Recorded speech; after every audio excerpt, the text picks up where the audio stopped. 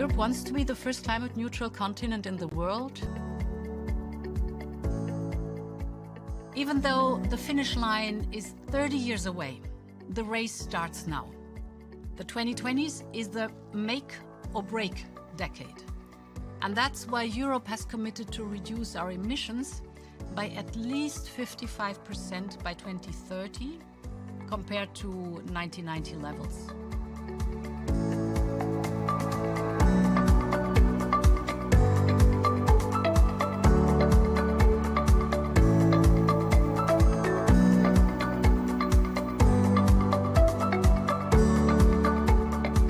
We must guide our societies to a cleaner and healthier future. This transition will affect our daily lives, from the cars we drive, from the houses we live in, from the jobs we will have in the future. I'm confident that we can make it if we do two things. If we set ourselves a sound direction and stand together as a continent in mastering the challenge. We are building a model for a clean economy that is also a prosperous economy, and both is doable.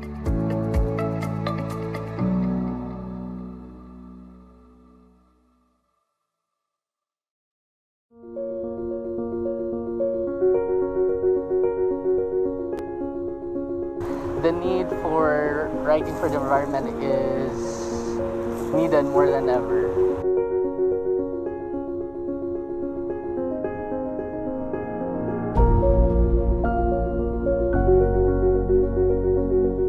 There are so many positive stories out there on the environment, and there are so many young writers here in Dumaguete City. But are these stories on environment being told? That's why we wanted to bridge that communication gap of the story and the storyteller.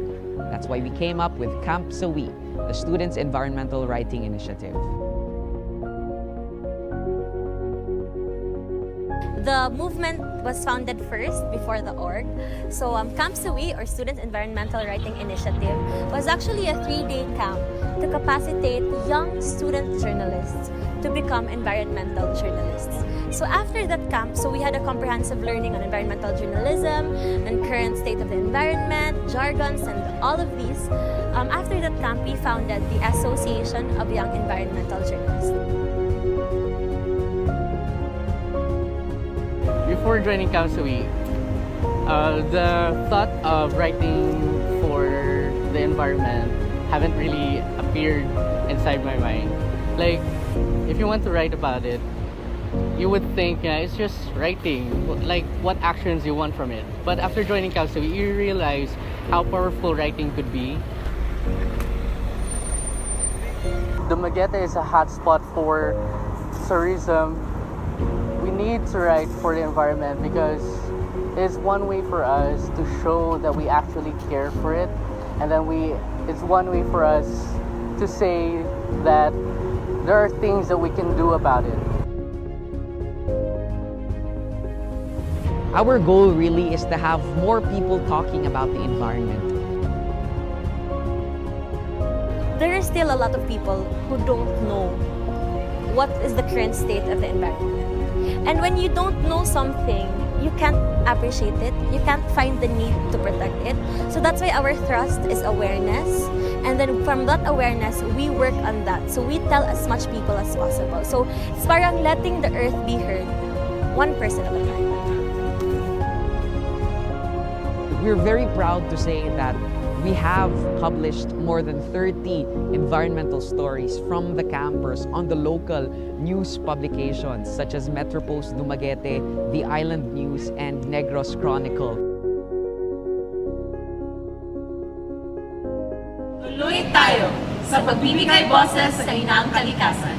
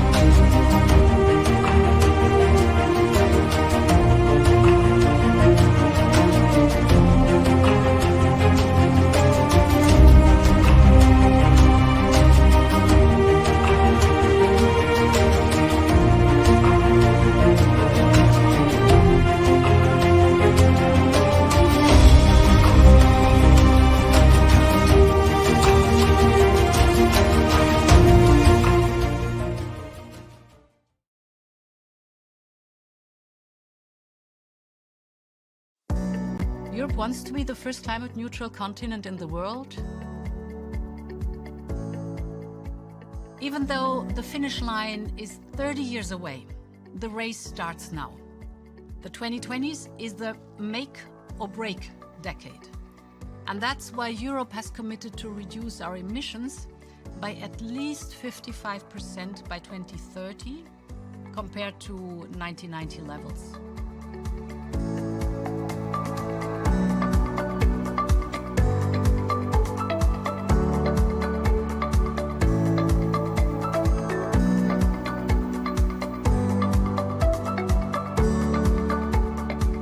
We must guide our societies to a cleaner and healthier future. This transition will affect our daily lives, from the cars we drive, from the houses we live in, from the jobs we will have in the future. I'm confident that we can make it if we do two things. If we set ourselves a sound direction and stand together as a continent in mastering the challenge. We are building a model for a clean economy that is also a prosperous economy, and both is doable.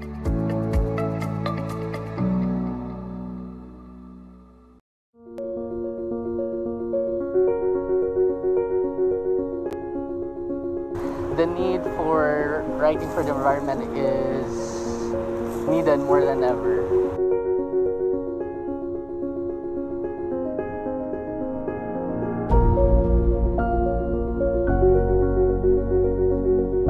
There are so many positive stories out there on the environment, and there are so many young writers here in Dumaguete City. But are these stories on environment being told? That's why we wanted to bridge that communication gap of the story and the storyteller. That's why we came up with Camp Sawi, the Students' Environmental Writing Initiative. The movement was founded first before the org.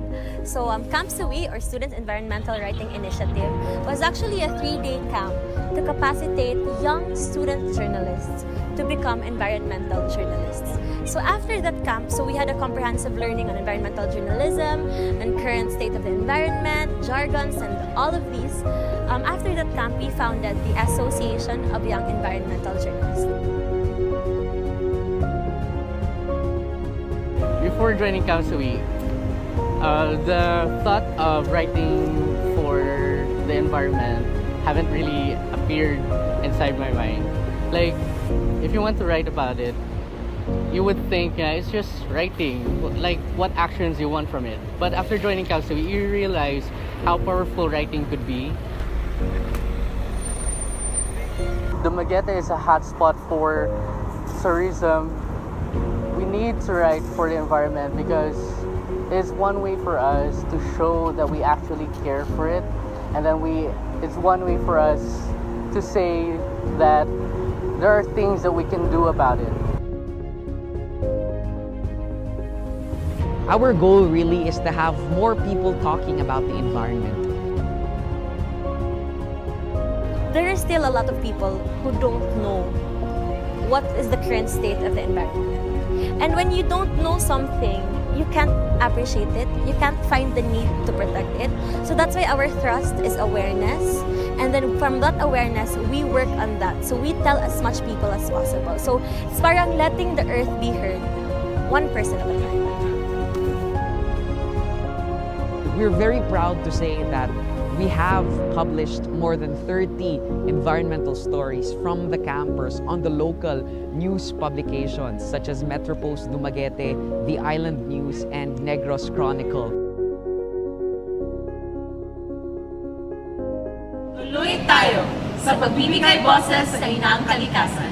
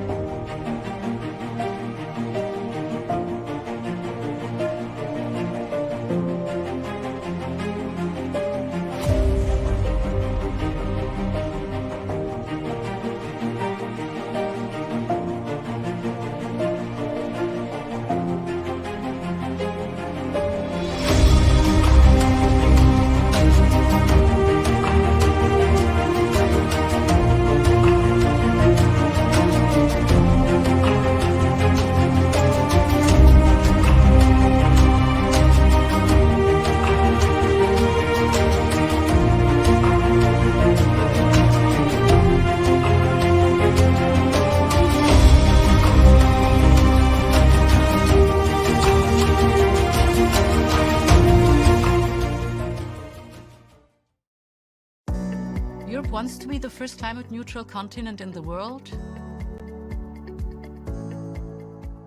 Even though the finish line is 30 years away, the race starts now. The 2020s is the make or break decade. And that's why Europe has committed to reduce our emissions by at least 55% by 2030 compared to 1990 levels.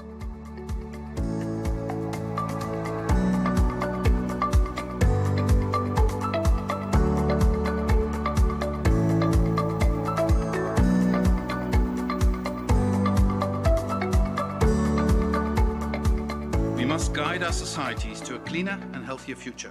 This transition will affect our daily lives, from the cars we drive, from the houses we live in, from the jobs we will have in the future. I'm confident that we can make it if we do two things. If we set ourselves a sound direction and stand together as a continent in mastering the challenge. We are building a model for a clean economy that is also a prosperous economy, and both is doable.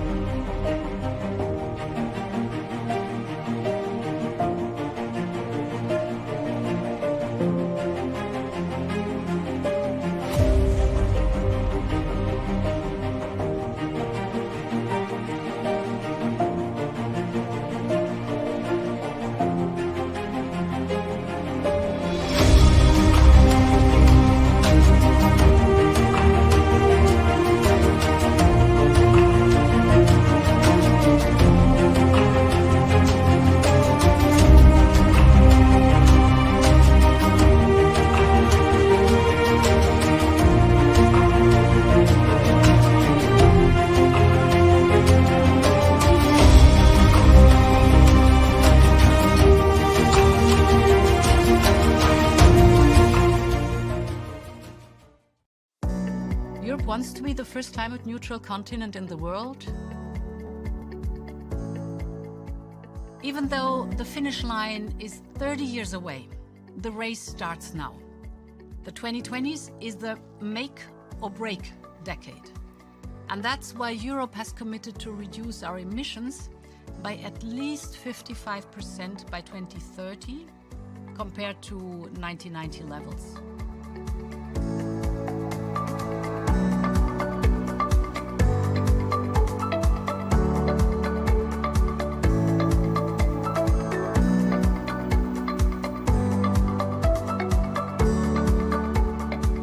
We must guide our societies to a cleaner and healthier future.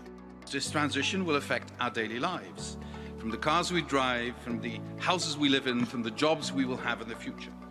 I'm confident that we can make it if we do two things. If we set ourselves a sound direction and stand together as a continent in mastering the challenge. We are building a model for a clean economy that is also a prosperous economy, and both is doable.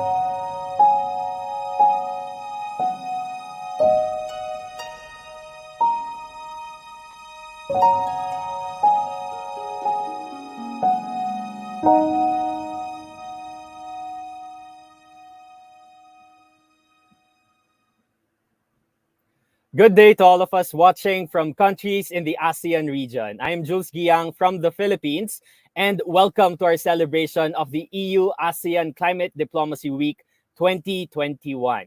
This is the virtual climate workshop for ASEAN Youth, where we will build the capacities of our young and aspiring communicators to tell the stories on climate and environmental stories that matter the most. This is a three-component workshop for aspiring young journalists, storytellers, and communication practitioners who will be immersed in the theme of climate change communications. But of course, before anything else, we would like to know where you're watching from. So please comment down below on our live stream with a good afternoon in your language and tell us where you are from. So I am from the Philippines, so I'll be saying magandang hapon. So that means good afternoon in Filipino. So just keep your comments coming. Just greet good afternoon using your local language from wherever you're watching right now. And you could also share with us where you're currently watching, okay? So we are expecting a lot of greetings and viewers from different parts of the ASEAN region and even from outside the ASEAN region. So, of course, we are expecting viewers from Indonesia, from here in the Philippines, of course, Iloilo. We say Indonesia, Selamat Sore. From Iloilo, Mayad nga hapon. Of course, from CDO, maayong hapon. From Pampanga, mayap-a gatpanapon po. Okay, ayan. So we have so many other people sending now their greetings of good afternoon. We have from Lao, Sabay Diton. From Vietnam, we have Xiao Boy Chu. So I hope I pronounced that right. Again, from Indonesia, we have Selamat Siang Semuanya. All right, so I like the energy right now. We are well represented from different parts of the ASEAN and of course here in the Philippines as well. So thank you so much to our participants in the ASEAN.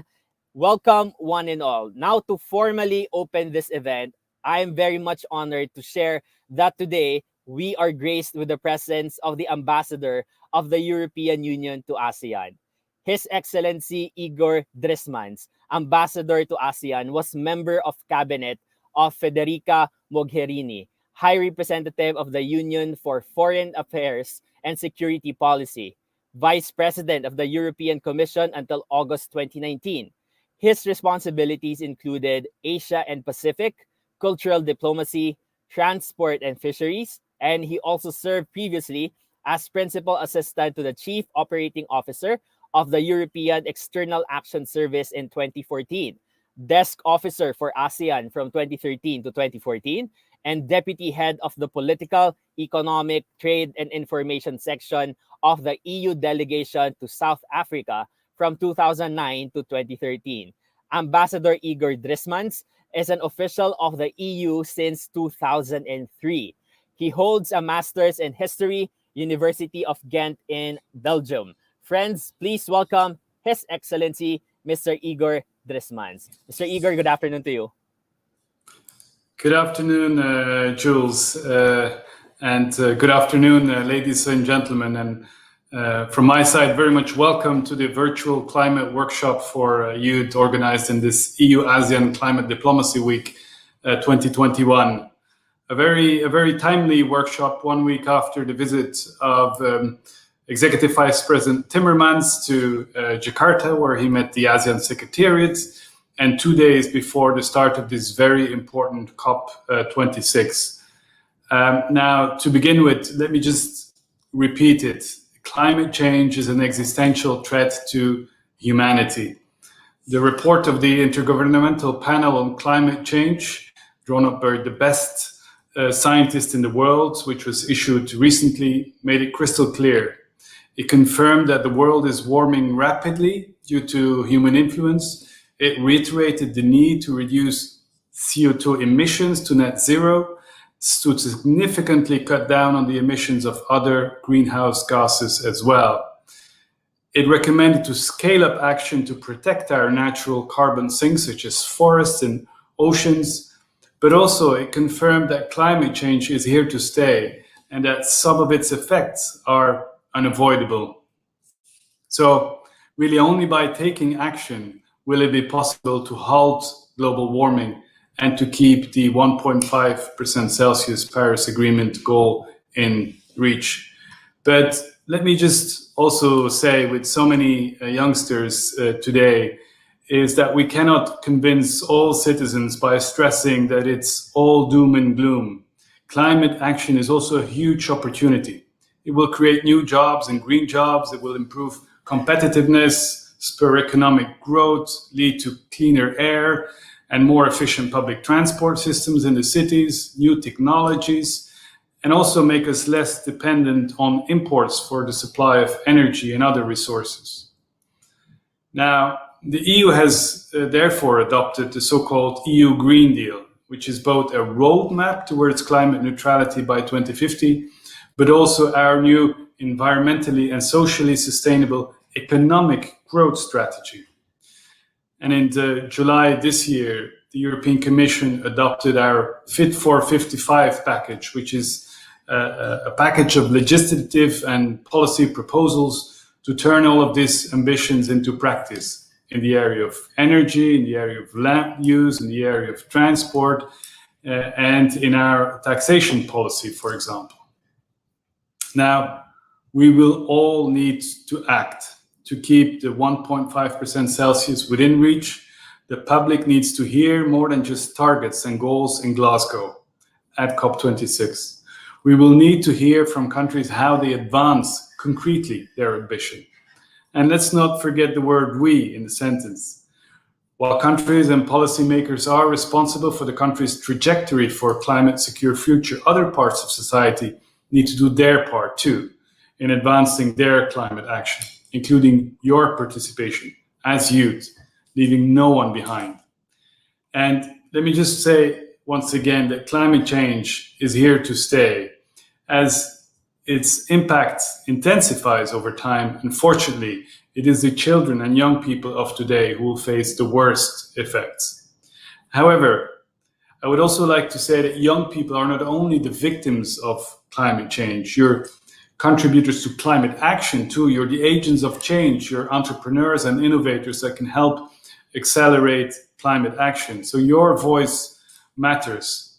And that's the reason we convened this event today, a virtual climate workshop for youth, so that you can amplify your voice for climate action.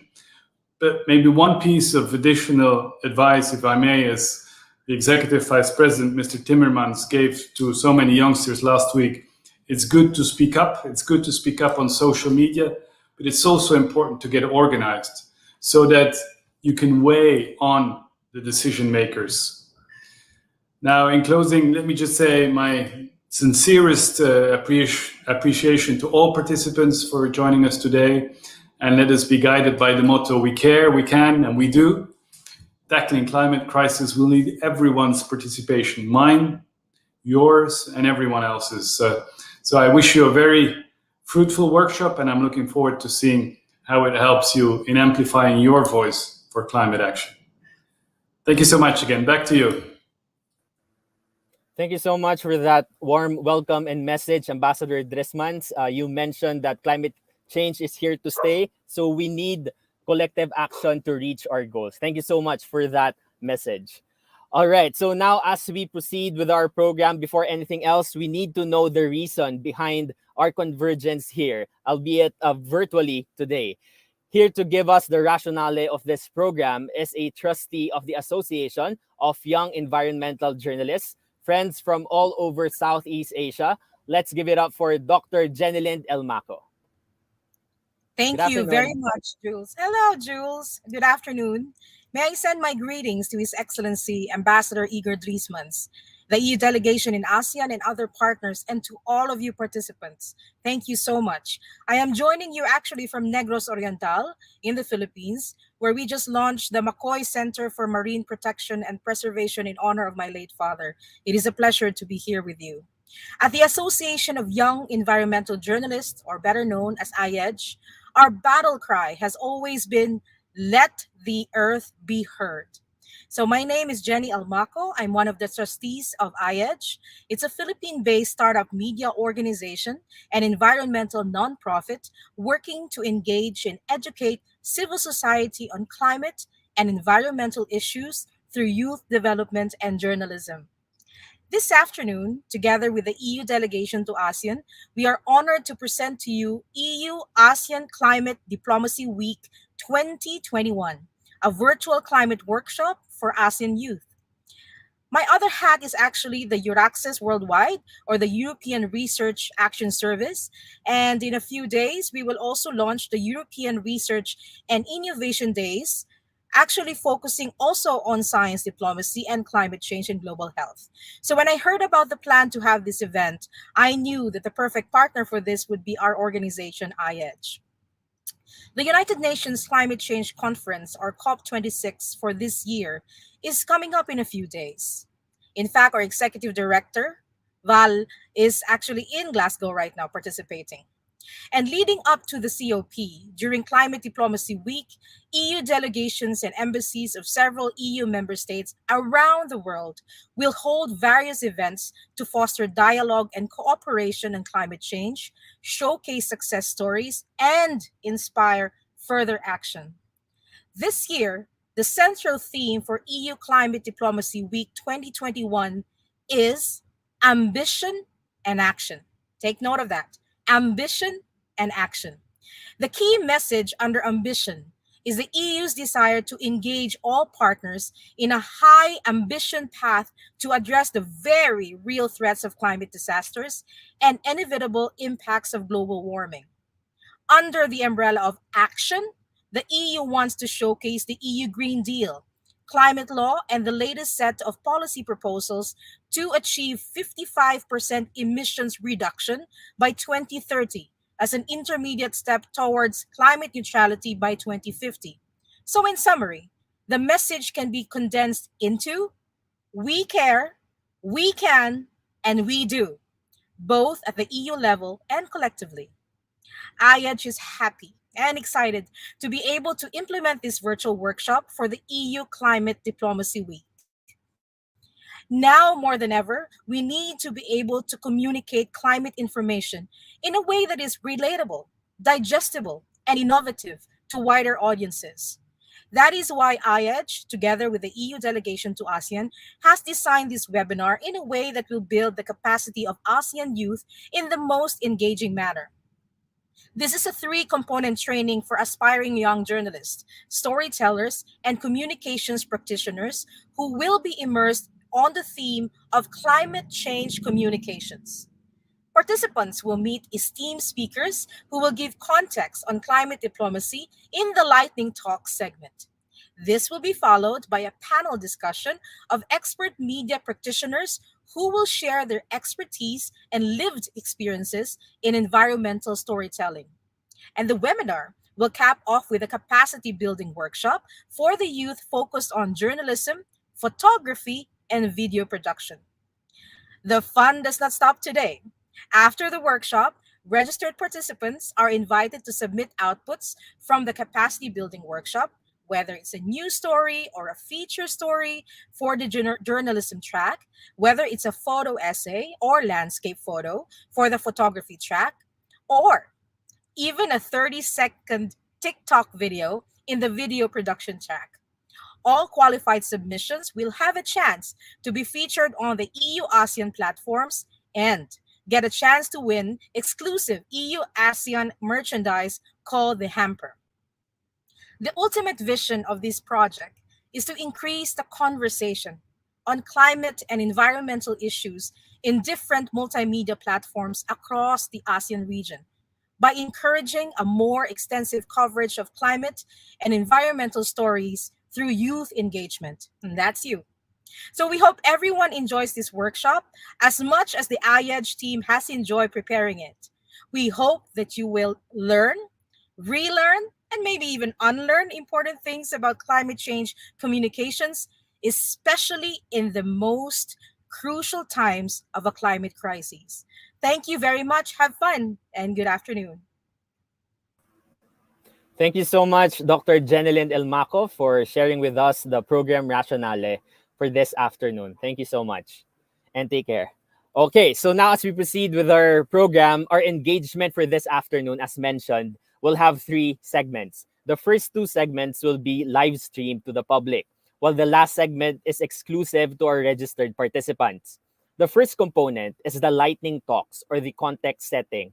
Here you will meet EU climate diplomacy experts who will lay the foundation of the important things we need to know about climate diplomacy in the lead up to this year's United Nations Climate Change Conference.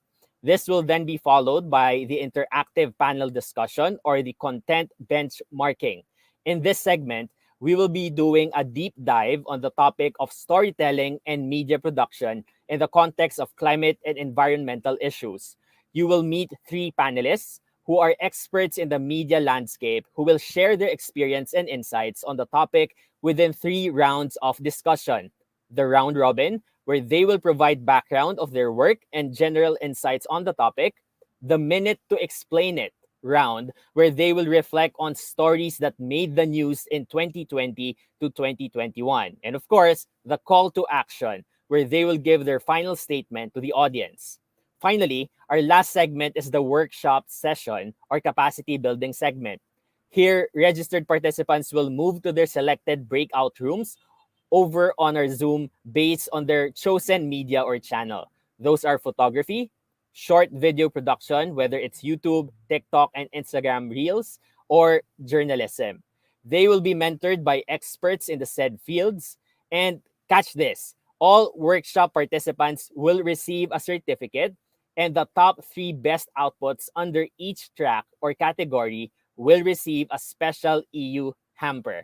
Okay, so definitely we're in for a jam-packed afternoon, friends. So without further ado, let's get the ball rolling and start the lightning talk segment with our first speaker. Henriette Fergeman is the first counselor for environment, climate action, and digital cooperation at the European Union delegation to Indonesia, based in Jakarta. From 2014 to 2020, she was working as first counselor and head of section in the European Union delegation to India, responsible for cooperation between the EU and India in the areas of environment, mobility, urbanization, and smart cities, energy and climate change, as well as the EU's foreign policy instrument. Among others, Ms. Fergeman has created the India-EU partnerships on water, clean energy and climate, smart and sustainable urbanization, and circular economy and resource efficiency. Here to provide the context of this event in relation to the COP26 and to brief us on EU's Green Deal, please welcome Henriette Fergeman. Good afternoon, Henriette.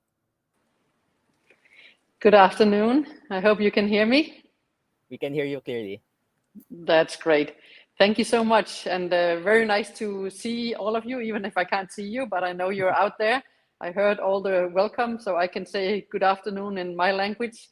God eftermiddag.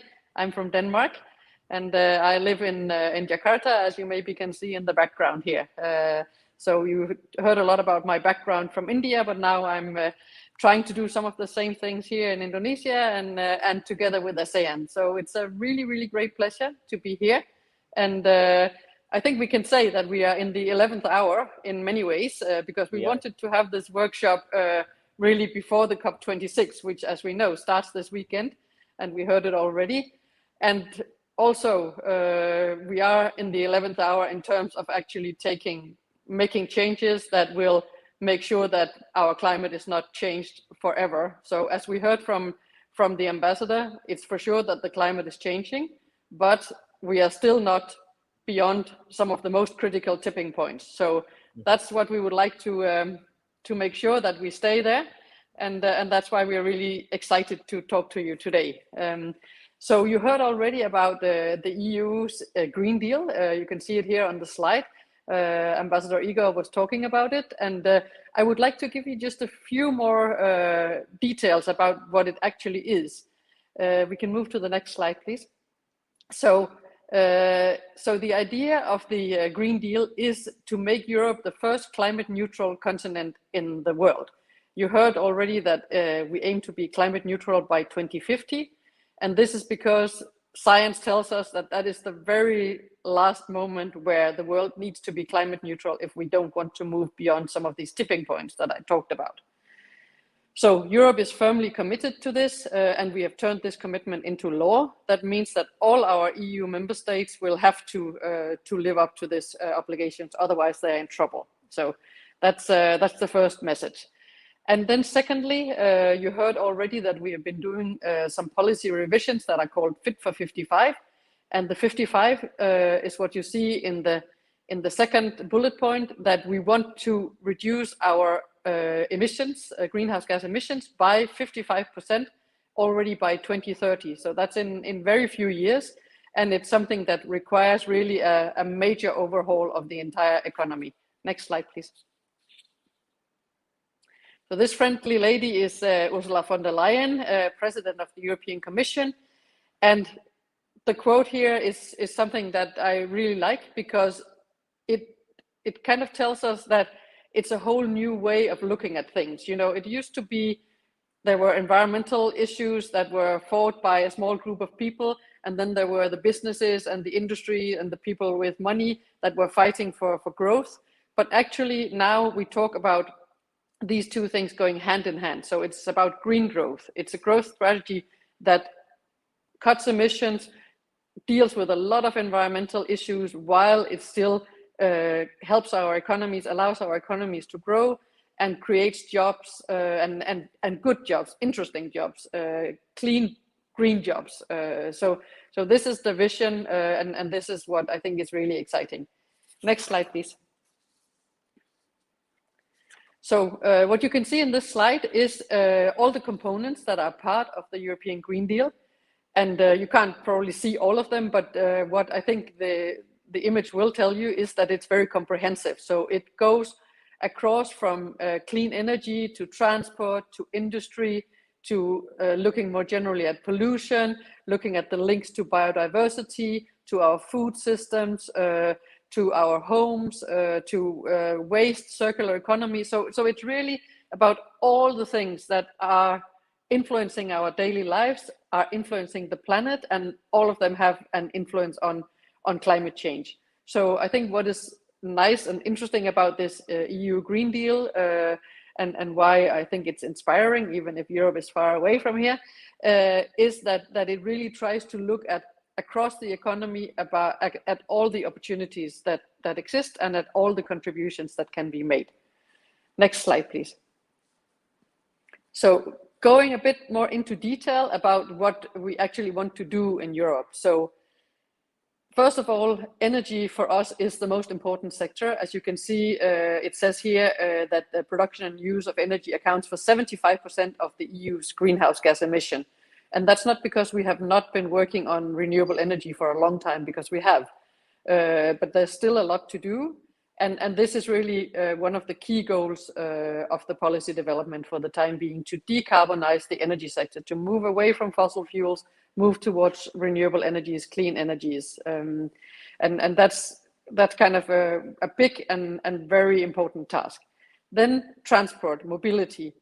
Also here have cleaner transport, public transport, make sure that we have electric transport, both for private and public use, etc., in order to also cut down the emissions from transport.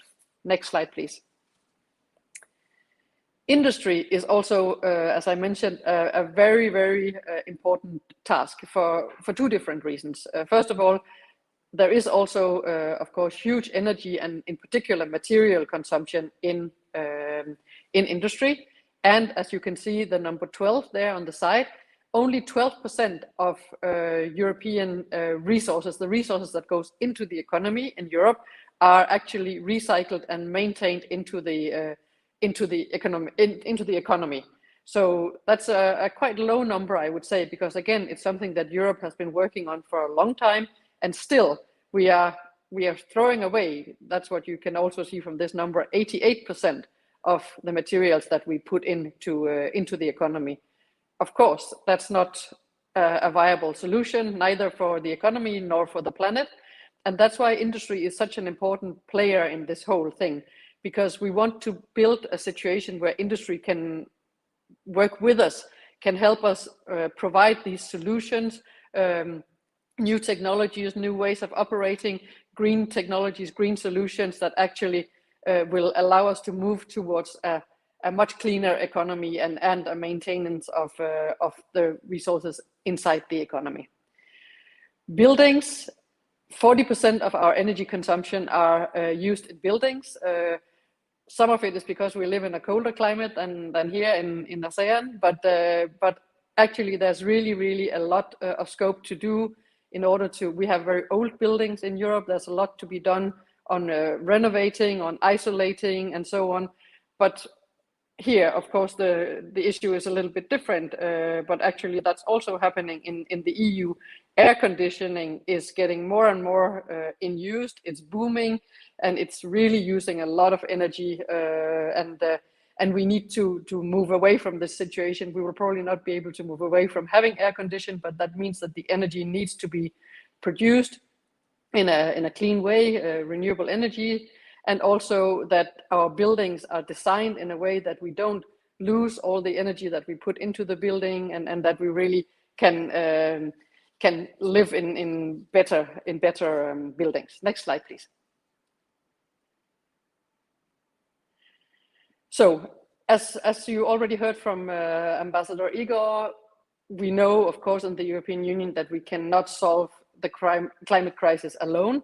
we will do our part for sure. And I think what I showed you shows that we are very well on the way to do this. But we are also very much aware that the existing NDCs, and I hope you know what NDCs are, otherwise I hope you will have learned it by the end of the day, but it's the nationally determined contributions, which is what each country have committed to do under the Paris Agreement. So if we add all these NDCs up, then we can see that there's just not enough. It's not enough, even if we are all feeling that we are doing a lot, and we're probably feeling like others should do more. When we add them up, we will not manage to stay below 2 degrees, let alone below 1.5 degrees. So we have to do more. And that's why, as we heard in the introductory message, one of the key mottos for climate diplomacy this year and for the COP is action and ambition. So we need to do more, and we need to do it fast. So the Green Deal talks very much about what we're doing inside the EU, as I explained, but it also talks very much about what we can do with our partners. Next slide, please. ASEAN is a really important partner. It's a strategic partner for the European Union. And we have done a lot of work actually already on some of these topics. So we work together with ASEAN a lot on increasing the region's adaptation and resilience to the impact of climate change, because of course the ASEAN region is vulnerable. There are lots of consequences of climate change already here, and this is something that we really understand the importance for livelihoods, for the economies and so on, that we have to work on increasing the adaptation capacity of the ASEAN society. We need to protect the rich biodiversity, and we need to strengthen the disaster preparedness and response. So these are some very important principles.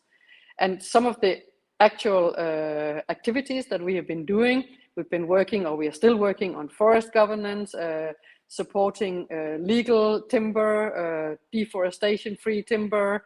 We've been working, and we are working on peatlands and haze mitigation. We're working on biodiversity in ASEAN. We're working on cities, smart cities, green cities in ASEAN. We're working on support to farmers and a lot of other issues. We have a big support program that works on a lot of policy areas, green policy areas, that's called E-Ready. You may have heard about it. And there, for example, just during the last few months, we have issued a document on long-term strategies, so looking into all the strategies on climate action from the different ASEAN countries, what they add up to. We have been creating a natural capital report for ASEAN. We are creating a circular economy platform, and all of this is embedded in a very nice and important policy dialogue between the EU and ASEAN on environment and on climate change. And we are in the process of also setting up a policy dialogue on clean energy. So this is something that is about to start, and that we really look forward to. Next slide, please. So what happens if we don't act? So it seems all a little bit daunting and overwhelming, but what is important to remember is that the costs of all this for all of us, not only in money terms, but also in terms of suffering and of different consequences of climate change, will be much, much bigger if we don't act now. So for the sooner we act, the better, the cheaper, and the more efficient it will be. So it's really about stepping up now, as I said. Next slide, please. Some concrete examples that studies have shown. This is a study from the ADB that has shown that 50% of rice yields in Indonesia, Philippines, and Thailand and Vietnam, that's the number, the rice yields in these countries could decline by 50% if we would not do something to combat climate change. And I think we all know that rice is a very important commodity for the economies of these countries, and it's just an example. The same will apply to many other commodities. An estimated loss of value of fisheries from reefs of $58 billion in Southeast Asia from 2000 to 2050 if we don't combat climate change. Next slide. Human death, child death of children under 5 years. that could be caused by undernutrition directly attributed to climate change could be as high as 26,000 by 2030. The number of hot days in fast-growing Asian cities can grow 10 times. So we'll have 10 more times of days by the end of the 21st century with extreme temperatures. And you can understand, based on what I said before, what this will mean for energy consumption and for all the health-related and other consequences of this. And an estimate of $52 billion of average global food losses by 2050. Next slide. As I said, we've been working together with ASEAN to build long-term strategies for the future, low-carbon future. In order to look at some of all these complex problems, it's very important that we have long-term strategies, and both the EU and ASEAN have key roles to play, as I said, in making sure that our climate strategies, our climate commitments live up to these net zero commissions. So therefore, we've been working together and we are really looking forward to continuing this work. For now, we have only studied what the strategies are, but now we've identified a lot of areas where we can work together. Next slide, please. So, as I said, work together to solve a global crisis. We will work with ASEAN, and we will work more broadly, globally, with our partners to make sure that the EU does our part to reduce emissions by 55% by 2030 and to become climate neutral by 2050. So we will work with partners, as I said, we will share best practices, we will make sure that we spread the words, that we engage people, and I hope that my speech has been engaging, even if a bit long, and I hope that you will really learn a lot today, and you will help us to communicate about these things, because I think it's by all of us talking about this, by not shying away, by not blaming each other, by looking for opportunities and solutions together, that we can actually have a chance at making this before it's too late. Thank you very much, and I wish you a great afternoon. Thank you so much, Henriette, for that very insightful discussion. And I'm seeing a very active participation from our audience. So just keep on sharing where you are watching currently. And please make sure you're taking down notes. Okay. So thank you so much once again for that talk, Henriette. All right. So now, friends, we will proceed to our second speaker. Our second speaker is a fellow youth who will tell us about the youth aspiration for climate action. Let's give it up for our waste management enthusiast who empowers waste pickers and youth through environmental education and an organic waste management startup. Please welcome Steven Setyawan. Steven, good afternoon. Okay, hello. Am I audible? Yes, we can hear you clearly. How are you? Okay, I'm fine. Thank you. Okay, go ahead. Okay, so good morning, good afternoon, everyone. My name is Steven Setiawan. I'm one of the youth delegation for Youth for Climate Driving Ambition, a pre-COP event in Milan, Italy. And also, I am also one of the participants and youth representative for EU Climate Diplomacy Week in Indonesia that was held last week. Today, I want to have two things. The first is about the review of my pre-COP 26 delegation, and the second is aspiration for climate action. So I'll go to the first part. In the first part about the pre-COP 26, so I want to explain about what happened in the pre-COP 26.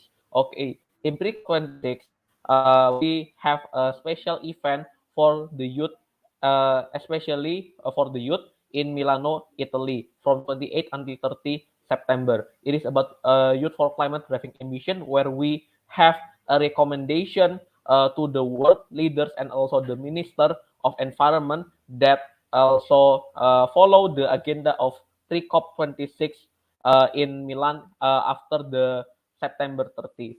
We have four topics. The first topic is about youth driving ambition. The second is about the sustainable recovery. The third is about the non-state actors engagement, and the fourth is about the climate conscious society. But in this event, I will talk about the aspiration of youth in different sectors. I'm not talking about the pre-COP 26 results, but I'm talking about youth aspiration for climate action that has been gathered from the youth, especially and mainly youth from Indonesia and also youth from other ASEAN countries in the slides.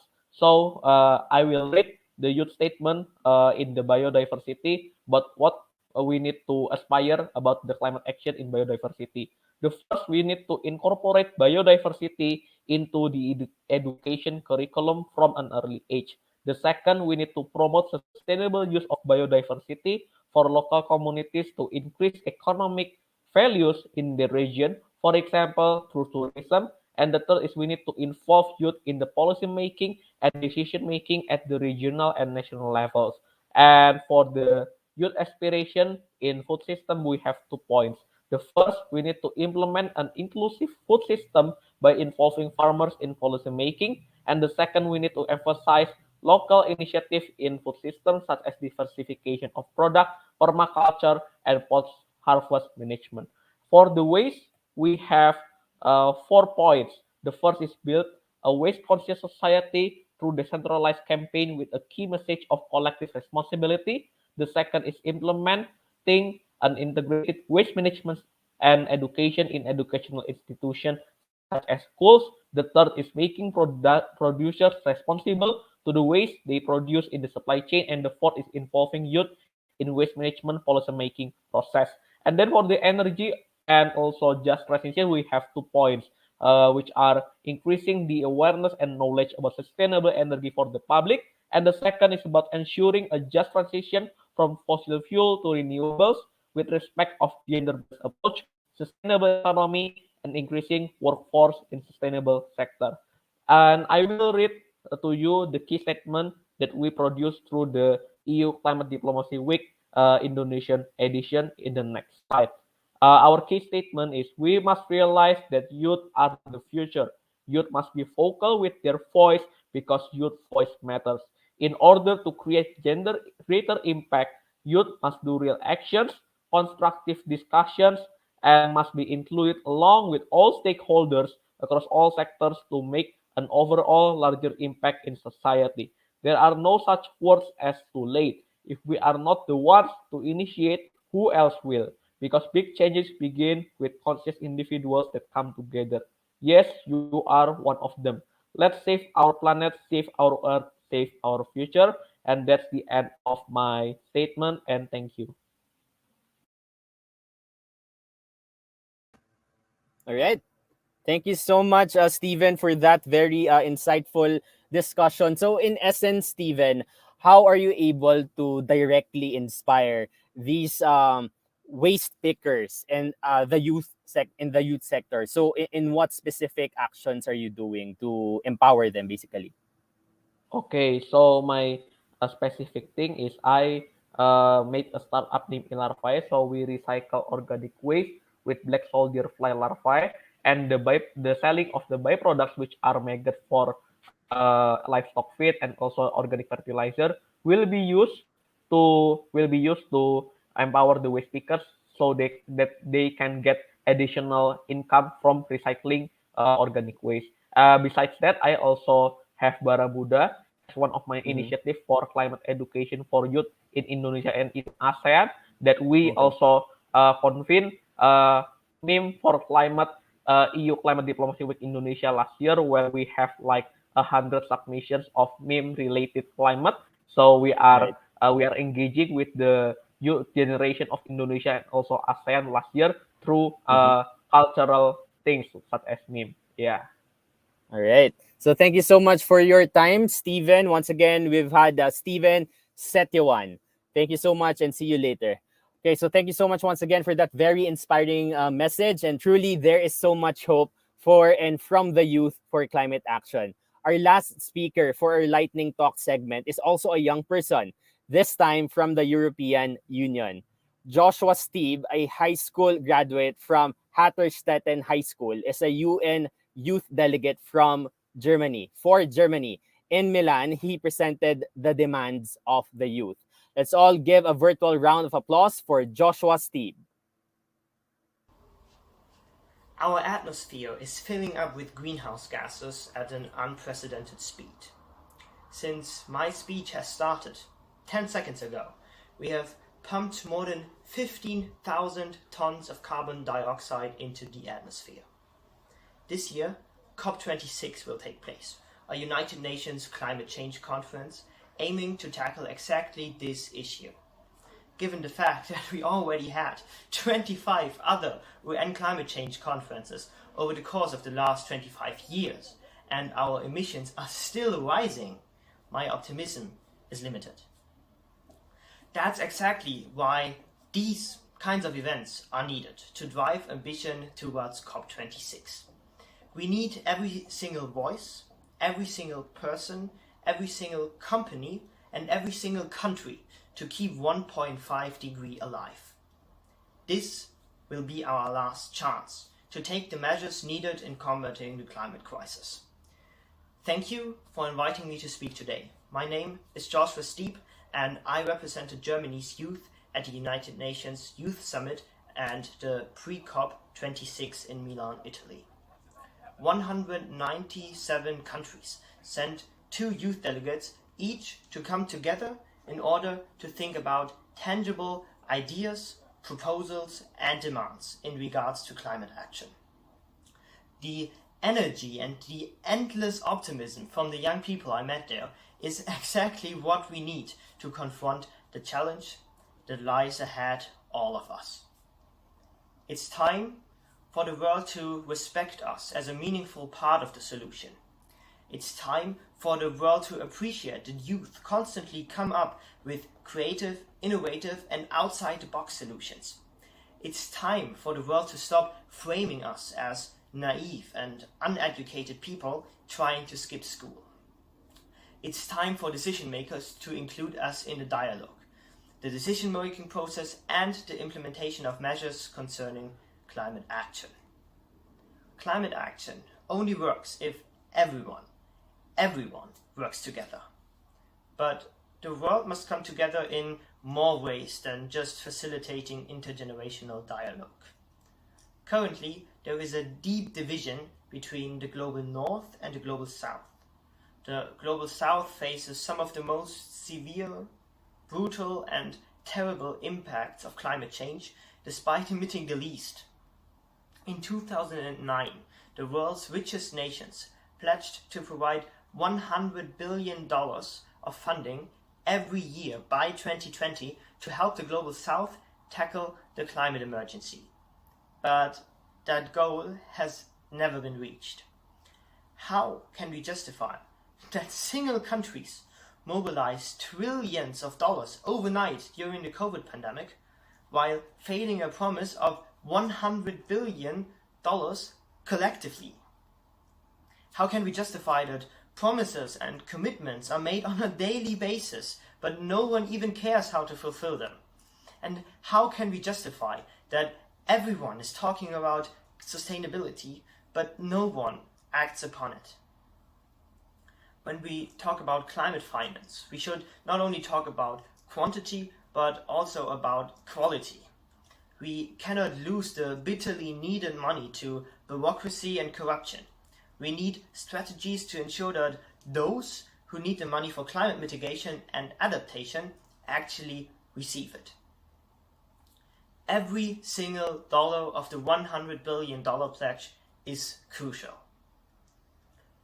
Last but not least, I want to thank you and every young person who is already involved in climate action.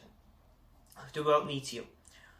And for those who want to start acting, I have one advice.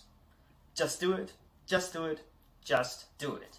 You will find like-minded people, and together you can be the change you want to see. There are many initiatives who can help you in getting started, from virtual and international climate hackathons to grassroots finance. You can do it. Let us drive ambition towards COP26 and far beyond the conference. Thank you. If you have any questions or want to reach out, you can always contact me on Instagram at Yoshiano.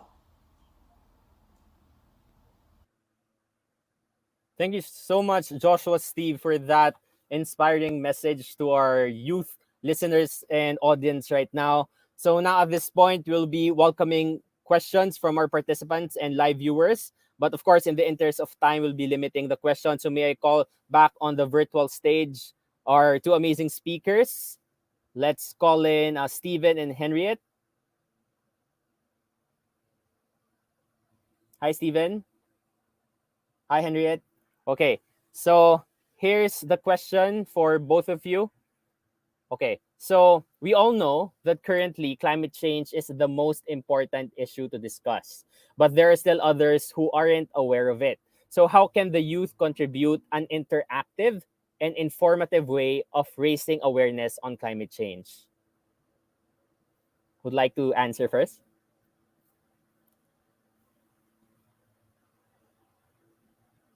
Okay, Steven, go ahead. Kindly unmute. Okay, Thank you. thank you.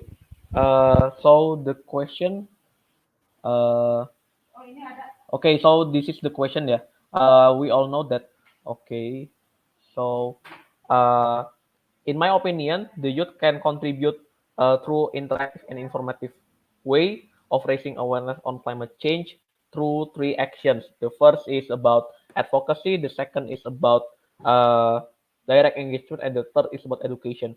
So basically, for the advocacy, it means that we engage to our policymakers and we tell them about how we feel about climate change and how the system should do to combat climate change in terms of mitigation and adaptation. The second direct engagement is we identify the root cause of the carbon emission that causes climate change to accelerate, and we through different ways we try to mitigate the carbon emission. For example, if you are working in waste management, you know that organic waste is responsible for the carbon emission more than inorganic waste. So we can focus on the organic waste while also maintaining the inorganic waste management. And the third is about education, that we can use different kinds of media. For example, we can use our social media. We can create a hashtag that encourage people to be more positive on our climate crisis action, and then we can also become the educator in our community, in our society, such as me. I'm like currently at Eco Learning Camp Foundation, and now I am also teaching students through games, traditional games, and also teaching adults through interactive learning about how we can combat climate crisis that starts from ourselves. So that's my perspective on youth. So we have three actions: advocacy, direct engagement, and education. So I will give the floor to her excellency. Thank you. Thank you so much, Stephen. Henriette, how about you? What's your answer for this question? Yes, thank you very much. I hope you can hear me now. I had a little connection trouble.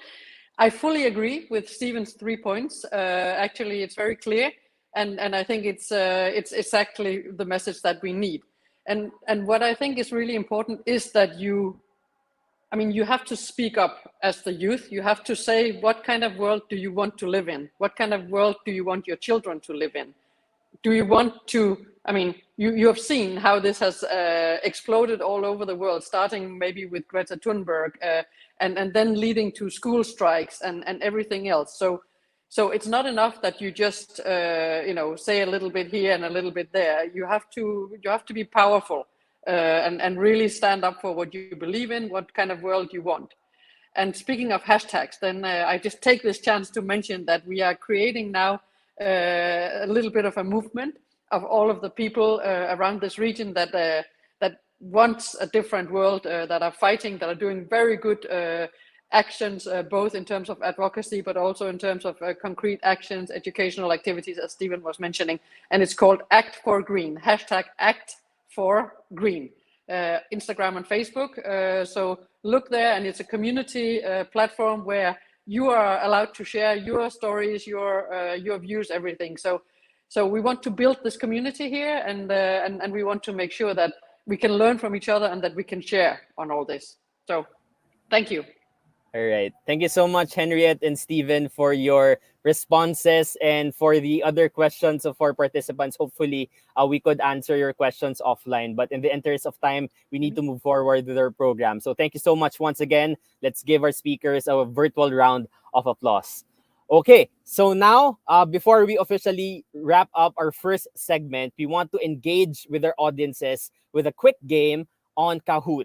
Our top scorer will receive a special prizes. So may I call on the Executive Director of AYEJ, Val Vestil, to be our game master for today. Val?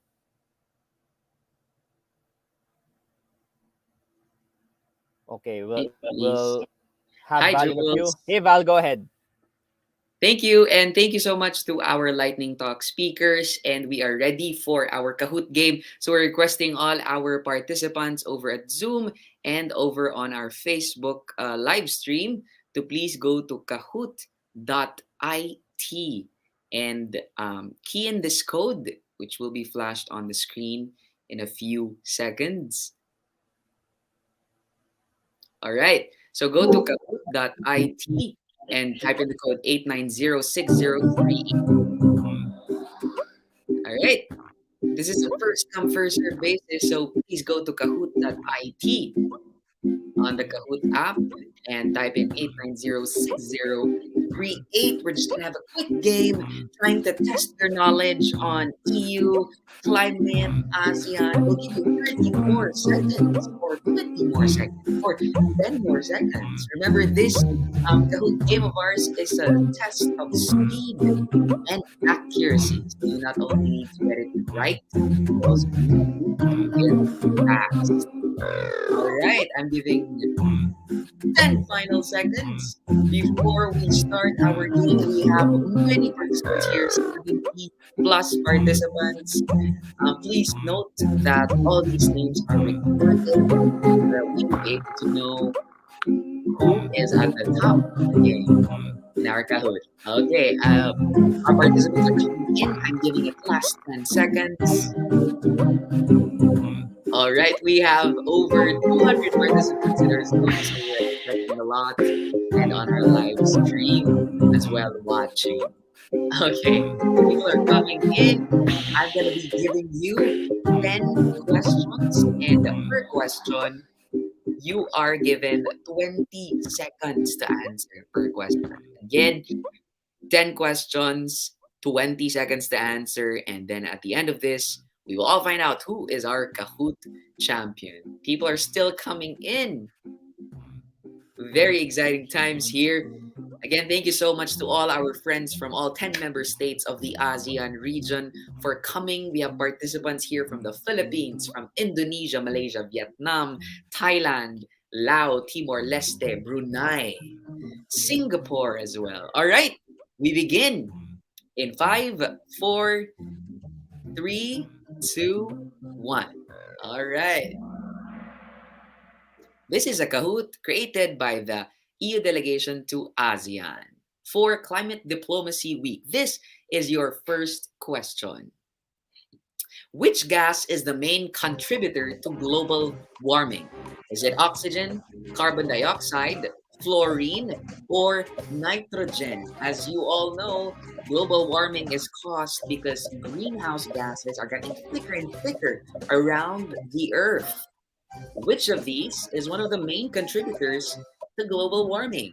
Time's up, and the correct answer is carbon dioxide. We have 89 participants who got it right. And let's see our leaderboard on the top 5. Melodic Lion leads the game, and Classy Condor is on second, and Mystery Bee is on third. That's only the first question. Let's proceed to the second question. Why do some products have an energy label? It's a mark and label for the warehouse? Or is it just for instruction to plug the electricity? Or do we want to compare energy usage? Or we want to show the product's lifetime? You have 5 more seconds to key in your answers. Make sure to get it in faster than lightning. All right, the correct answer is to be able to compare energy usage. Of course, in our journey to be really sustainable, we need to make sure that the energy consumption that we have in our everyday lifestyle is used very mindfully. So checking the label on your energy use is very useful for that sustainable goal. Elated Wombat is now on the top. Let's proceed to the third question. Oh, this is a true or false question. Simply put, coal is a renewable energy. True or false? You can type it in on your phones whether you think coal is a renewable energy. Renewable energy is considered as clean energy. It's considered as something that can be found naturally without having to destroy it. The correct answer is false. Ooh, we have 37 who answered true. Coal is not a renewable energy. Coal is a fossil fuel, and it's actually the production of coal and the extraction of fossil fuels is one of the reasons why global emissions are way up. That's why we need to stop funding coal. Next question, please. Oh, let's check out the leaderboard first. Elated Wombat is still on top. Let's try to figure out who Elated Wombat is. Next question. Which of the following actions do not release carbon dioxide into the atmosphere? Deforestation, forest fire, combustion of fossil fuel, or carbon storage? You have 10 more seconds to answer. Make sure you get that right and you get that in. 4 seconds. We know carbon dioxide is one of the main contributors, so therefore, carbon storage is the one that does not release carbon dioxide into the atmosphere because from the word itself, it stores carbon dioxide. Trees and forests are one of the biggest and best carbon sinks there. That's why we need to protect our forests. Lovely Camel is now on top, followed by Royal Dragon and Captain Gator. Let's proceed to our fifth question. Which is the greenest mode of transportation? Is it the bicycle? Is it the car? Is it the train? Or is it an airplane? This is something to think about when we travel after this whole COVID-19 loosens up. All right, time is up. The correct answer, of course, is bicycle. Majority of our participants got it right. Bicycle is the greenest mode of transportation because it doesn't use fuel at all. Just your legs, just the wheels, and it, doesn't take up a lot of space on the road. So let's all learn how to bike and bring bikes everywhere we go. Next question, please. Oh, Lovely Camel is still on top, and Captain Gator is crawling back up. Next question. What is the cause of rising ocean levels? Is it the erosion of beaches? Is it mismanaged waste? Is it increasing temperature of the earth? Or is it more sea animals within the ecosystem? Why do you think sea level is rising? Time is up for everybody, and the correct answer is increasing temperature of the earth. Of course, because the temperature of the earth is increasing, so ice caps would be melting. Oceans would, of course, then rise because of ice caps melting in the north, which will affect us globally. All right, let's see the leaderboard. Let's see if Lovely Camel got overtaken by Fast Goat. So congratulations to Fast Goat, you're number one, but we have 3 more questions to go. Let's proceed to the next question. This is the 4 more questions. 3/4 of the energy used by homes across the EU are for heating and cooling. This is a challenging question because most of our audience and participants are from the ASEAN. So true or false, 3/4 of the energy used by homes across the EU are for heating and cooling. And the correct answer is true. 3/4 of the energy used by homes across the EU are actually used for heating and cooling. I'm here in the EU right now and it's a bit cold and we need some heating up in here. So let's check out the leaderboard as well as to see if Fast Goat is still on top. And this Lovely Camel person is really competitive because he or she is like going up and going down and then just taking back up the place. Let's proceed to our 8th question before we finish our Kahoot game. Do you know how much percent of its greenhouse gas emissions the EU must reduce by 2030 compared to 1990?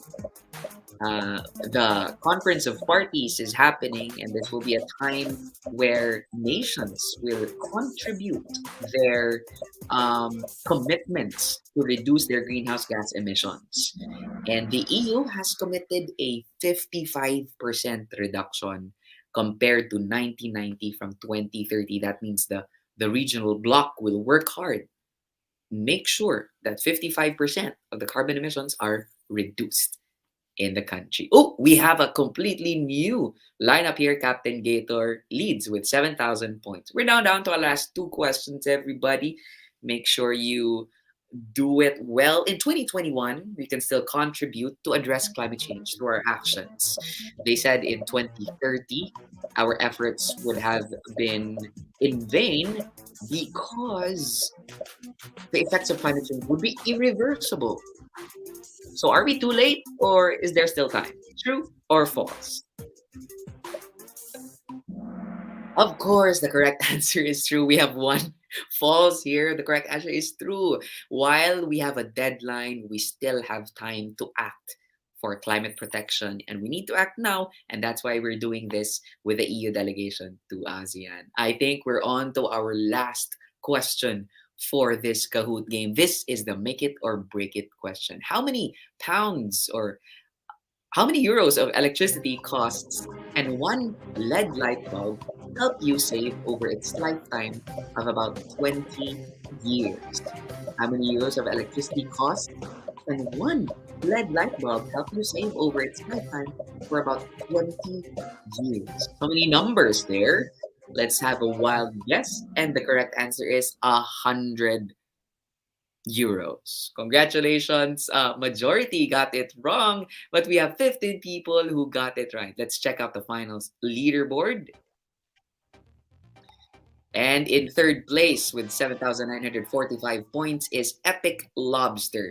In second place, we have Winged Pelican. And our champion for the EU-ASEAN Climate Diplomacy Week Kahoot quiz is Captain Gator. We will make sure to record these winners. And congratulations to everyone. Hope you had fun. And I will turn you over now to Jules for the second segment of our workshop, which is the panel discussion. Hope you had fun, Jules. Thank you so much, Val, for that very interesting and fun Kahoot game. So now, welcome back, everybody, and welcome to the second segment of this workshop, the interactive panel discussion or content benchmarking. In this segment, you will meet three experts who will share their experiences in environmental storytelling. Allow me to introduce them as they join me on the virtual stage one by one. Our first panelist works as a video for change manager at Engage Media.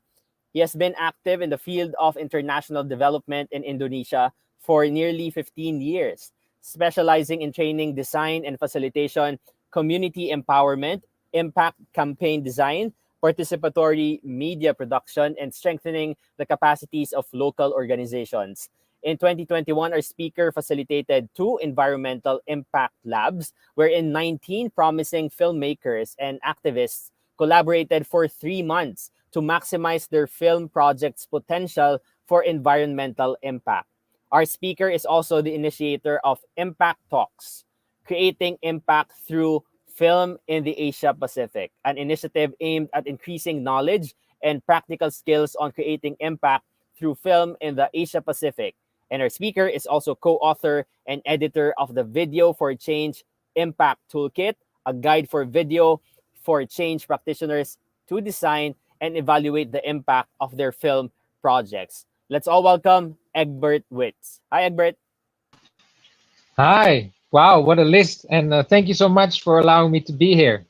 Of course, it's our pleasure to have you here. Thank you so much. Let me introduce the next speaker. Okay, just stay there. Yeah. Okay. Our next panelist is the co-founder and team leader of Young Eco Ambassador, or YEA, a joint initiative between Cambodian and Filipino youth aiming to promote the love for nature and encourage earth-friendly ways of living among young people. YEA has brought more than 2,000 travelers to visit Cambodian nature places, connect with local communities and scientists, and support them to initiate youth-led environmental awareness campaigns.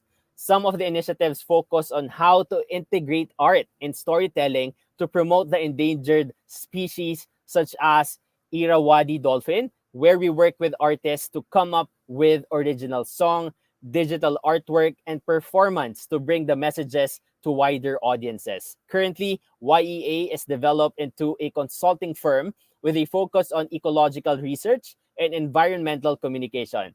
Joining us from Cambodia, please welcome Siat Laikhiang. Siat? Good afternoon, Siat. Okay, we'll get back to him in a few. Our next speaker, of course, completing our slate of esteemed panelists, is an award-winning journalist, producer, and co-founder of The Fourth, an investigative and impact media social enterprise based in Malaysia. He and his team combine digital media content and creative advocacy campaigns to inspire positive impact on social justice issues. He is also the executive director of the Environmental Reporting Collective, a global network of journalists and newsrooms that collaborate to investigate environmental crimes. The work of our speaker is advocating for social causes, has seen him selected as an Obama Foundation Leader, Acumen Fellow, UK International Leaders Program Fellow, Pulitzer Center Rainforest Journalism Fund Advisory Committee member, and UNICEF consultant. Friends, give it up for our next speaker, none other than Ian Yee, all the way from Malaysia. Ian? Hi, Jules. Glad to be Hi. here. It's our pleasure. Okay, so I guess we could start now our panel discussion. So since we love, of course, to innovate here at AYEJ, we're going to do things differently, okay? So we will divide our panel discussion into 3 segments. The first segment is round robin, where we will be asking general questions that our panelists, you, can answer. Then this will be followed by the minute to explain it segment. This is very interesting, where all of you panelists will be asked to react to environmental headlines that made it to 2021, okay? And then we finish off the discussion with your final statements and calls to action. So now, panelists, let's begin our first part. So please do take note that most of our onlookers are aspiring journalists, writers, and communicators. And we also have non-environmental specialists who are attending the live stream and registered for this event. So let's begin. Okay, our first question is, how effective is storytelling in promoting environmental and climate action? Let's begin with you, Egbert. Thank you, Jules. Well, I think storytelling is the most effective because people in the world, they make sense of the world through stories. People will forget about data and facts, and people don't act upon facts, but people act upon emotions. And we remember the stories, and through remembering these stories our entire lives, our emotions are actually formed. And since you've guessed it, we act upon our emotions, telling stories is the most effective way to change these emotions and hence change people's actions for better futures. Yeah. Thank you, Egbert. How about you, Ian? Yeah, I totally agree with Egbert, but I just want to add a bit as well. I think journalistic storytelling is probably what is missing in the debate very often these days, right? There's a lot of very emotionally charged narrative or rhetoric going around these days. And sometimes we sometimes feel like it's okay if we're doing it for the right cause, right? Like I can rail about these issues on my social media without citing sources and whatnot because I know I'm right. But even though we know sometimes the facts are on our side and we do this really compelling, intriguing, emotionally moving storytelling, if we let our guard down in terms of our work as journalists, in terms of fact checking, in terms of citing sources, in terms of being fair and balanced, giving right to replies, and all those good stuff that we practice all this time, if we give all that up for the sake of expediency, for the sake of doing like a 1-minute TikTok that you feel it's going to get people interested, so I don't need to show people that I've done any of this. So that can very often become a culture that comes back to bite you back later down the line, right? So that's something I feel that we as journalists, we need to maintain those standards, even as we go for very powerful storytelling. Thank you, Ian and Egbert. I agree with you as a journalist as well. I agree that it's always been a battle of narrative. So the challenge from our side is how to use our skills as journalists on fact checking, on verification, on the tedious process of verification, but also applying the very creative way of storytelling, because we have the facts, but maybe sometimes what's lacking is the way on how we bring the message or the facts to the recipient. So yeah, I certainly agree with your messages on that part. So our next question is, what are your thoughts on using social media platforms to start the conversation on climate change and inspire climate action? Let's begin with you, Ian, for this part. Sorry, so our thoughts on using social media to talk about Yeah. these issues? Correct. Yeah, I think it's great. I think it's definitely, you definitely have to be in that space, because that's also where a lot of misinformation happens, right? And in a lot of the social media, like kind of like consultancy work that we do or training with like civil society, one of the main things we tell them is, a lot of times the work in countering misinformation, for example, in the comments on your work, you're not doing it to engage the person who's making that comment, right? Because in many cases it's a troll, maybe it's someone who's paid to do it, who has a vested interest in it, and you're not going to change their mind. You are engaging them in the comment section. You're engaged, you're making replies to someone who's not going to agree with you, not to convince that person, but to convince maybe the thousands of other people who will see that comment thread and might kind of like an immediate emotional reaction and have that like split second of doubt. Maybe this commenter is right. Maybe they have a point. And then they go down this like rabbit hole of misinformation or disinformation. So whenever we use social media, we have to do it in a very mindful way, that we're not just putting content out there. We're not just publishing as journalists. It's much better and much more effective if we also engage in conversations on social media and use it for what it's best for. Because if we don't use it, somebody else is going to do that job. Yeah. I agree with you, Ian. How about you, Egbert? Yeah, I agree completely with Ian. I think social media platforms are a great way to amplify your message and to get your messages out there to larger audiences. But I personally believe much more in direct engagement. So having real conversations in the real world. And if social media allows you to make those happen, then do use them for that. In my experience as a video for change practitioner, every screening, real world screening that I've done has always led me to meet new people who are willing to join the cause, who are wanting to take action. And it's really in those real world encounters that you can build emotional relationship with people, make things really personal. So in that sense, I'm a bit skeptical of the clicktivism. You press like and now you feel like you've contributed, whereas anybody can click on a mouse. It takes more than liking something. But I do agree with Ian that it is a great way to tell stories. If you're not going to do it, somebody else will. So we got to populate the platforms with positive messages. So yeah, that would be my take. Use it, but don't overestimate its reach. Real world conversations, real world meetings are much more impactful and powerful. Yeah, I'd like to emphasize the point on real engagement. Well, at least in the realm of social media, we really need to engage with our readers. I mean, as journalists, as my mentor, Maria Ressa, would always say, you repeat a lie a million times, it will eventually appear as the truth. So we really need to engage and push back just to show the other users on social media that there are facts that they could consider, that they should consider actually. Okay, so now we proceed to our next question. So can you give practical tips on effective story angles to pursue in creating media content on climate and environmental issues? So effective story angles to pursue. Let's begin with you, Egbert. Yeah, thank you, Jules. Just a note on the Maria Reza about the 1,000 lies. That's something coming from Nazi Germany, actually. Just wanted to correct you on that, but she rightfully repeated that. But that's something used in the propaganda of the National Socialists in Germany, and quite successfully so. But to go to the practical tips that I have three.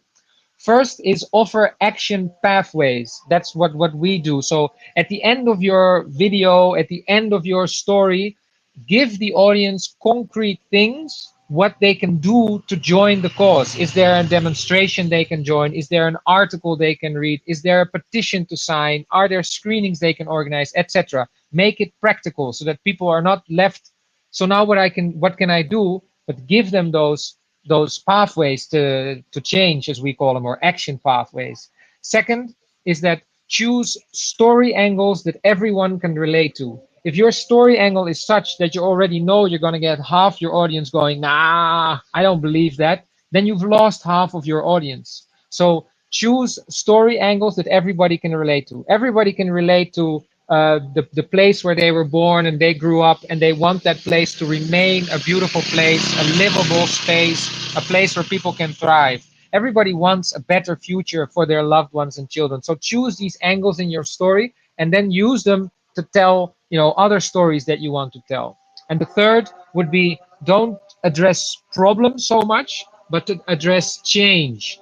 People don't want to hear about problems. Problems don't excite most people.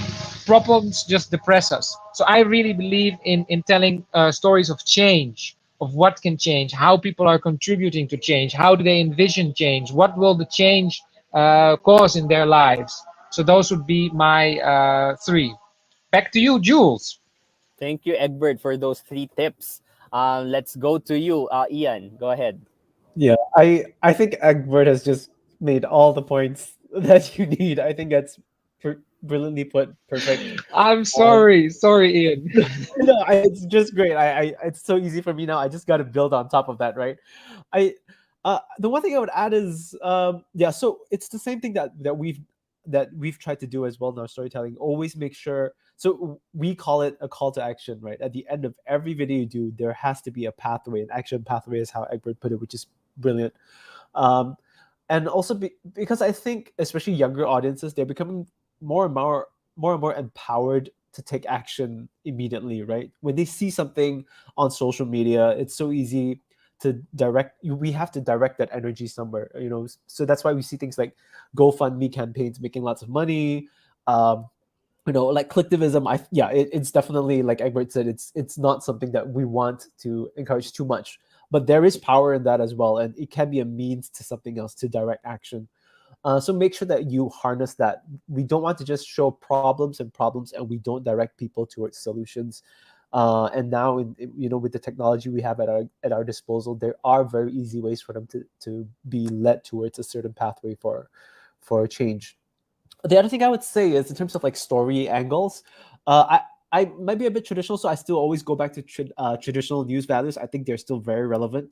In terms of timeliness, I don't know whether you teach the same thing in J school over in the Philippines and all different parts, but if you Google like traditional news values, I think you'll find them. Timeliness, proximity, stuff like that. I think that still works. There's still a lot of value in that. But the one thing that we try to highlight when it comes to environmental issues is the human aspect, I feel. That seems to get lost a lot in the scale, in the grand scale of this problem, right? We're talking about the world falling apart, but people don't see that connection to their personal lives, maybe sometimes. So we take a lot of effort to try to make sure that I feel, especially with a lot of nonprofit reporting, you'll see a lot of statistics, you see a lot of numbers, you see a lot of research and stuff thrown out there, and to most people that just makes no sense to them. So we have to make sure that we find a human connection and tell that story. It goes back to storytelling, and what I like to call empathetic storytelling. We understand what the audience wants. We understand the people that we're reporting, the people whose stories we're telling. We have an empathetic approach with that as well.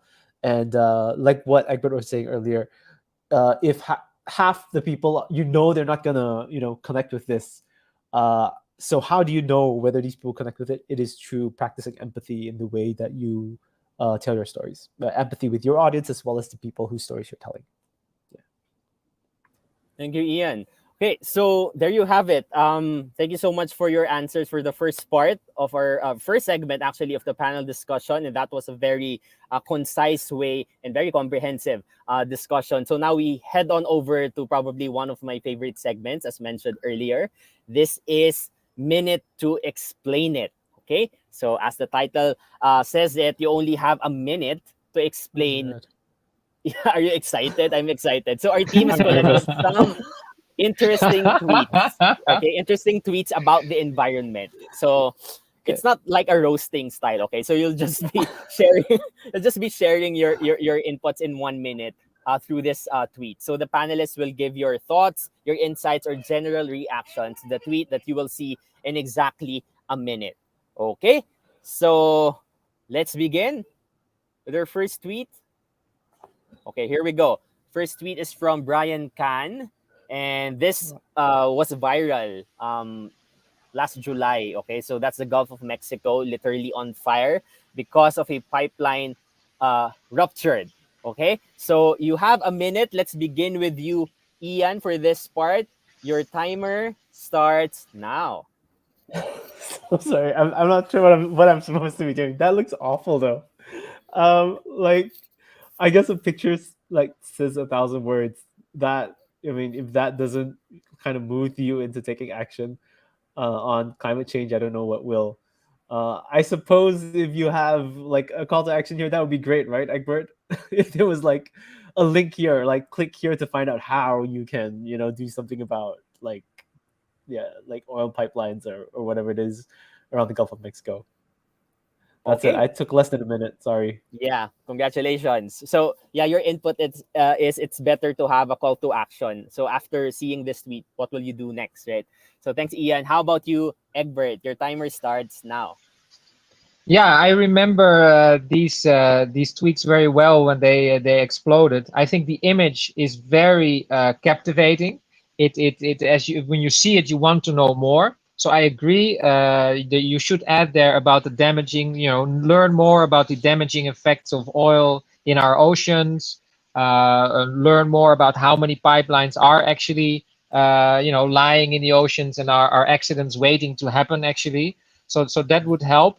And I think it's a film, so I think that is also very good. It's a moving image, so probably I'm imagining if you click on it, it's going to look like a sort of underwater volcano or something that is erupting.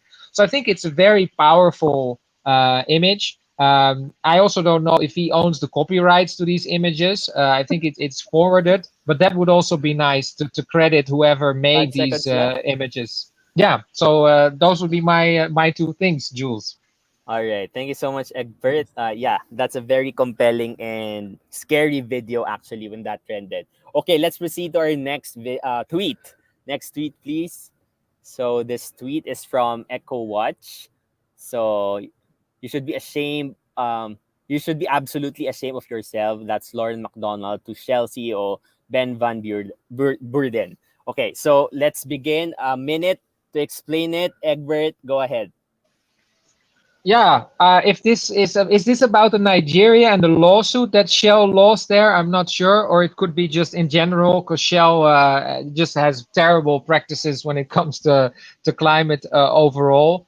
I don't think this is the right way to address it because what you're making is you're making him a victim, so to say, or you're blaming it on him. Whereas he's not to blame for Shell's history and everything that Shell does in the world. He's a spokesperson for Shell. So I would say use a different approach, a more empathetic approach. Maybe confront him with some of the data that you have on malpractices by Shell, or maybe confront him with the lost lawsuit in the Nigeria pipeline case and ask him like, hey, you're it's clearly that you're damaging the environment. Even the law is against you now. So how are you gonna change your ways? And I think that would be it would still be sort of provocative, but you're not calling him that he should be ashamed of himself. I mean, he's still the CEO of Shell. We don't know if how involved he was in whatever action occurred there on the ground. Okay.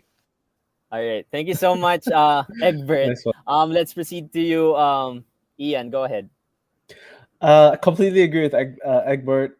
Like I was mentioning earlier, these are kind of like that. This is the pros and cons of social media, right? Where anger and hatred, that type of rhetoric is rewarded because people crave that, right?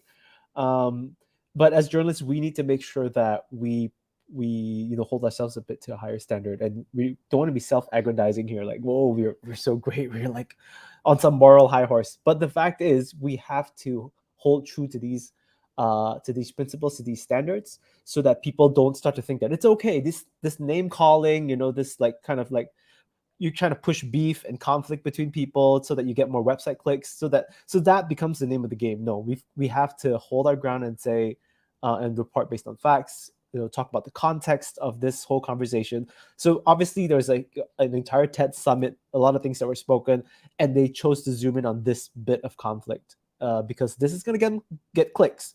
So you have to strike that balance. You want to make sure your storytelling is compelling enough to get people to click to read, but at the same time, you don't want to be pushing this type of narrative too often. Time's up. Thank you so much, Ian and Egbert. Let's proceed to our next tweet, please. Okay, the next tweet is from Ursula von der Leyen. Okay, so this is the tweet. Science has been telling us for years that it is time for carbon neutral economy. Now the economy is giving us another reason. COP26 in Glasgow will be the moment for the whole world to speed up action. The EU will bring to Glasgow the highest level of ambition. Ian, you have a minute to explain it. Go ahead. Yeah, I think this is a much more well-rounded tweet than the previous two. So it kind of encapsulates kind of what we're saying. You want to be putting like sound arguments. You want to be putting sound logic out there versus just playing to emotion, versus putting the scary picture of a pipeline or some conflict, that happened. The usual so-and-so was destroyed by, conservative talking points. You don't want to be feeding that type of frenzy. So this makes much more sense. The language is much more measured. So yeah, I think this is good. And obviously there's a video there that is pretty long. So there's a context. You're not just putting a photo of an angry person pointing a finger, right? You put the entire conversation. So if you really want to know more and find out more, you're using the most of that social media platform you have, which is Twitter in this case, allows you to have video, I think, for up to like 2 minutes and 20 seconds or something like that. Yeah, so this looks good. Time's up. Thank you so much. Okay, how about for you, Egbert? You have a minute to explain it. Go ahead. Yeah, obviously the language here is very well chosen. Now the economy is giving us another reason. So you want to know what is that reason, and I'm sure when you click on the video that the lady Ursula will explain you that reason. I do personally believe more in grassroots, bottom-up stories that will trigger people to really get emotionally involved. I'm imagining this will be very much a top-down speech, similar to what we heard earlier. We will change the climate, but the economy has to stay growing. Whereas it's so clear that this ending growth spurt of the economy is one of the big reasons why the climate is going to shambles. So this talk of economic growth, I don't know if that is still one that we want to be hearing. And I would like to hear stories of degrowth and stories of sort of natural balances between the environment and people, a more bottom-up approach. But the language is good. It triggers questions, but it is very much a top-down approach where you'll be hearing from those in power explaining how it will go. And I don't know if that is always the best angle to give a stage to those already in power. Thank you so much, Egbert and Ian. And obviously, you've reminded all of us why you are panelists in the first place. Very brilliant, full of thought, and of course, quick to think on their feet with responses to those tweets. But if there's one thing my takeaway here is, it's not ideal to react on a single tweet. It's better to click first the article and then read the whole thing and then you react. But of course, this was a challenge for all of you. Okay, and you succeeded it. So thank you so much for doing this. So, of course, before it's now time to close our panel discussion, before we proceed to the final statements, let's read some reactions or comments from our audience. So we have a reaction from Carla from the Philippines. And she says, I agree, it is more encouraging to take part if the audience feels that their participation would be contributory to the solutions or solutions-based. It is more empowering and engaging. Thank you so much, Carla, for giving your thoughts on that. And then we also have Mimi. Mimi, she says, I agree, it is more encouraging to take part. Oh, it's the same. It's the same. I think it's the same. Yeah, it's the same. Okay, do we have more comments? Oh, we have a lot here. Watching from different places in the Philippines and ASEAN. So thank you so much. Um, right. Okay. So thank you so much for your comments. So before we wrap up the second part of this workshop, dear panelists, we want to hear from your closing statements. Okay. What is your hope and wish for young journalists and storytellers? And what is your encouragement for the youth and young writers? Let's begin with you, Egbert. You could speak by more than a minute. Yeah, I'll keep it short, Jules. Thank you so much for the opportunity. I hope that the youth will tell stories that truly capture the imagination of audiences. I mean, you are the future. You are most in your right to tell these stories. And if there's anybody we should be listening to, it is you, the youth. So try to live up to that and take that confidence and take that pride and create emotional bonds, like I said, or what Ian called that empathetic storytelling. Create these emotional bonds with your audiences because only emotionally triggered people will join in taking action. And like I said earlier, focus on change in your messages. Don't focus on problems, focus on change. What change can happen, how people can contribute to change. And maybe steer away from too much scientific facts. We've all heard the facts, most of us. We all know it's bad. And if we don't do something, we know that. But focus on change. What can we do? And what opportunities lie there? And I would always opt for bottom-up stories from real people, real stories, and how they are acting towards change, how they are reacting to climate change, and their stories are not only of hope, but also how they are going to make that hope and turn it into positive, take that hope and turn it into positive energy towards positive actions towards a better world. And I think the youth, play a crucial role in making that happen. I hope that was good, Jules, and I hope it's able to inspire all you out there. Thank you so much, Egbert. How about you, Ian? Yeah, I think Egbert and I need to have a drink someday and talk about this because we are very much thinking on the same terms. And yeah, so I think everything Egbert said, I would agree. And I would the thing that I would add on top of that is collaboration. So that's something that I do. We do a lot at the ERC. So the scale of the problem that we're facing is too much for us to do alone, even as journalists. And oftentimes in our industry, we reward kind of lone wolf type of behavior, right? Like you want that byline for yourself. My name needs to be on the front page. I want my name to be the executive producer credit, things like that. Or I want my newspaper to be the one, or my news organization to be able to have this scoop. But as we've seen, in recent years, the use of collaborative reporting, collaborative investigations is very, very powerful. It allows you to operate on a scale that you never thought possible before. You can get reporting partners in different parts of the world to fill in gaps in your reporting, because obviously environmental crimes, environmental issues are like transboundary, right?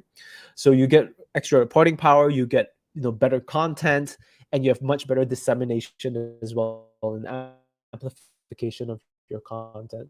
So you have partners across the world who are then amplifying your story in a more localized way, in a more nuanced way that can engage with local audiences. So try to consider that, because just like Egbert said earlier, I think this generation in particular, you guys are so empowered with digital technology. You guys are so good at that. You were born with it. You guys are so creative in terms of how to use it. And I can never think of these kinds of things. I always rely on younger people in my team to come up with these brilliant ideas. So don't let anybody tell you that you can't make that difference. You really, really can. The kind of power that you all wield right now with digital technology, these are things that we could only imagine when I was first starting out. So go for it, do your best, make your storytelling impactful, and don't shy away from the challenge, because you guys can really, really make a huge positive impact. Right. Thank you so much, panelists. Now, before we wrap up this segment, of course, we'll be accommodating some questions from our viewers. We have a question from Nika from the Philippines. Thanks, Egbert and Ian. I just have a question. What topics of climate misinformation do you think should be covered or fact-checked by fact checkers. And can you elaborate on what greenwashing means? Would like to answer first. Well, greenwashing would be like McDonald's not serving you a straw anymore and then making the whole inside of McDonald's green and then saying we're so pro environment at McDonald's. That is like your typical greenwashing. Or creating these auras around products in their marketing of being oh so green.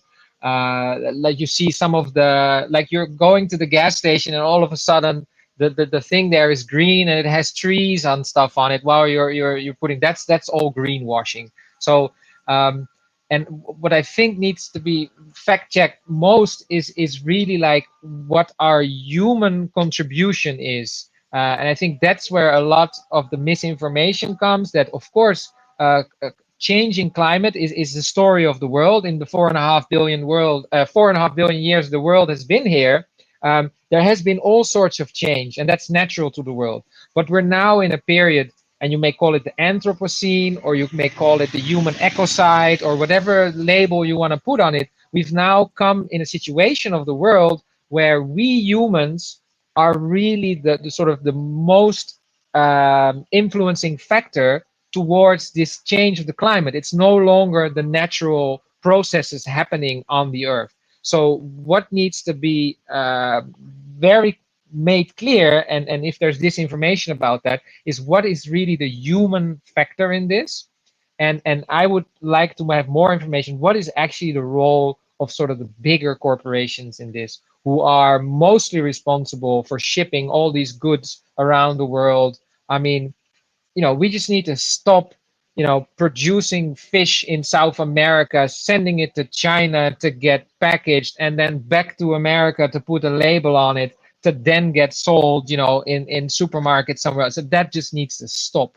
And I think the sir at the beginning said very clearly, there's lots of opportunity here to think more locally. And I think that's really what needs to happen, and that community feel has to come back, and we need to take care of ourselves. So sorry, I'm sort of becoming into a rant, but that's what I wanted to say.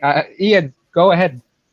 Yeah, again, same point as you that I was about to make, which was the thing I would fact check the most. And in fact, I work at the ERC. That's something that we have really good journalists around the world doing, which is looking into big corporations, because they can make such a much bigger impact with just a few people at the top making small decisions, small ethical, just common sense decisions that don't just benefit themselves, but if they're willing to do that, they can make such huge changes, much more than like my personal habits can do in my entire lifetime, right? So sometimes, yes, you need to recycle, you need to do all these things on a personal level, but unless those people who are in power, we don't hold them accountable for their actions, that's going to be difficult. And you can't hold them accountable if you don't check what they do, because like you said as well, there is a lot of greenwashing going on. They will try to make it look like they're being green, but probably they only just care about their bottom line. They only just care about how much money they're going to make. So fact checking that, and that could be the basis for a lot of positive change. Thank you, Ian. Let's proceed to the next question. The next question is from Yani from Indonesia. Okay, thank you for your suggestions and input. I want to ask, some young people find it difficult to care about climate change. What is an effective way to get them to care about how to overcome it? Okay, so Ian, let's begin with you for this part. Yeah, I would go back to empathetic storytelling. Really understand the audience, because the audience is changing all the time, right? Every demographic has different needs and wants and values. So the way I would tell a climate-related story to probably people here in Malaysia versus some of our audiences at the ERC in different countries, like in the Philippines, either the way we tell that story is going to be very different, because our situations are so different as well. So really understand who you're telling the story to. I think that's always a good starting point. And define your audience well, and target them in different ways. So for example, with some of the campaigns that we've run, in terms of trying to create impact through media, we do have different types of content for different audiences. We will We will craft something, a particular narrative for people who are on Instagram. We'll edit it to be a bit different on Facebook, which is a slightly older audience. So you have to understand your audience really well. And again, it's that practice of empathy. It can be very data driven as well. If you look at your analytics, that could help. But at the end of the day, yeah, nothing beats going to the ground, meeting people, understanding communities, spending time with them, and then realizing, oh, I can actually communicate to them in this particular way. So yeah, that would be my advice. Thanks, Ian. Egbert, go ahead. Yeah, I would say tell real stories of real people and how climate change is affecting them. I'm thinking about the Waiting for the Rain film that came from Africa, which is such an amazing film where you see how a farmer is affected by the different climate, and he just is not able to grow his crops anymore because he can't predict when it's going to rain. And you see how he's struggling with that, and you see how he in the community wants to discuss it, and how he then discovers that has nothing to do with us. This has to do with the world, and then he goes on a travel, and it's a beautiful film. It's Waiting for the Rain. Or I'm thinking about How to Calm the Pig Inside from Joanna, a Filipino film about the hurricane that happened, and it's a girl telling the story of that hurricane and how it affected her life, and we see the images of the impact that this hurricane has had, and it's such a powerful personal story combined with these images of total destruction that a hurricane can do.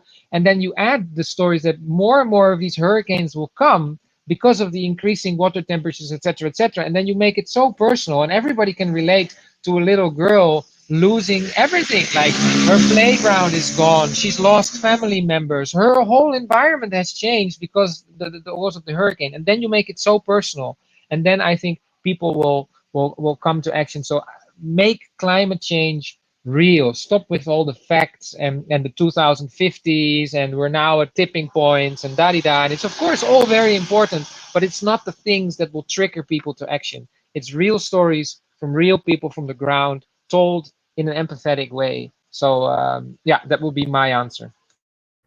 Thank you, Egbert. The next question is from Erica.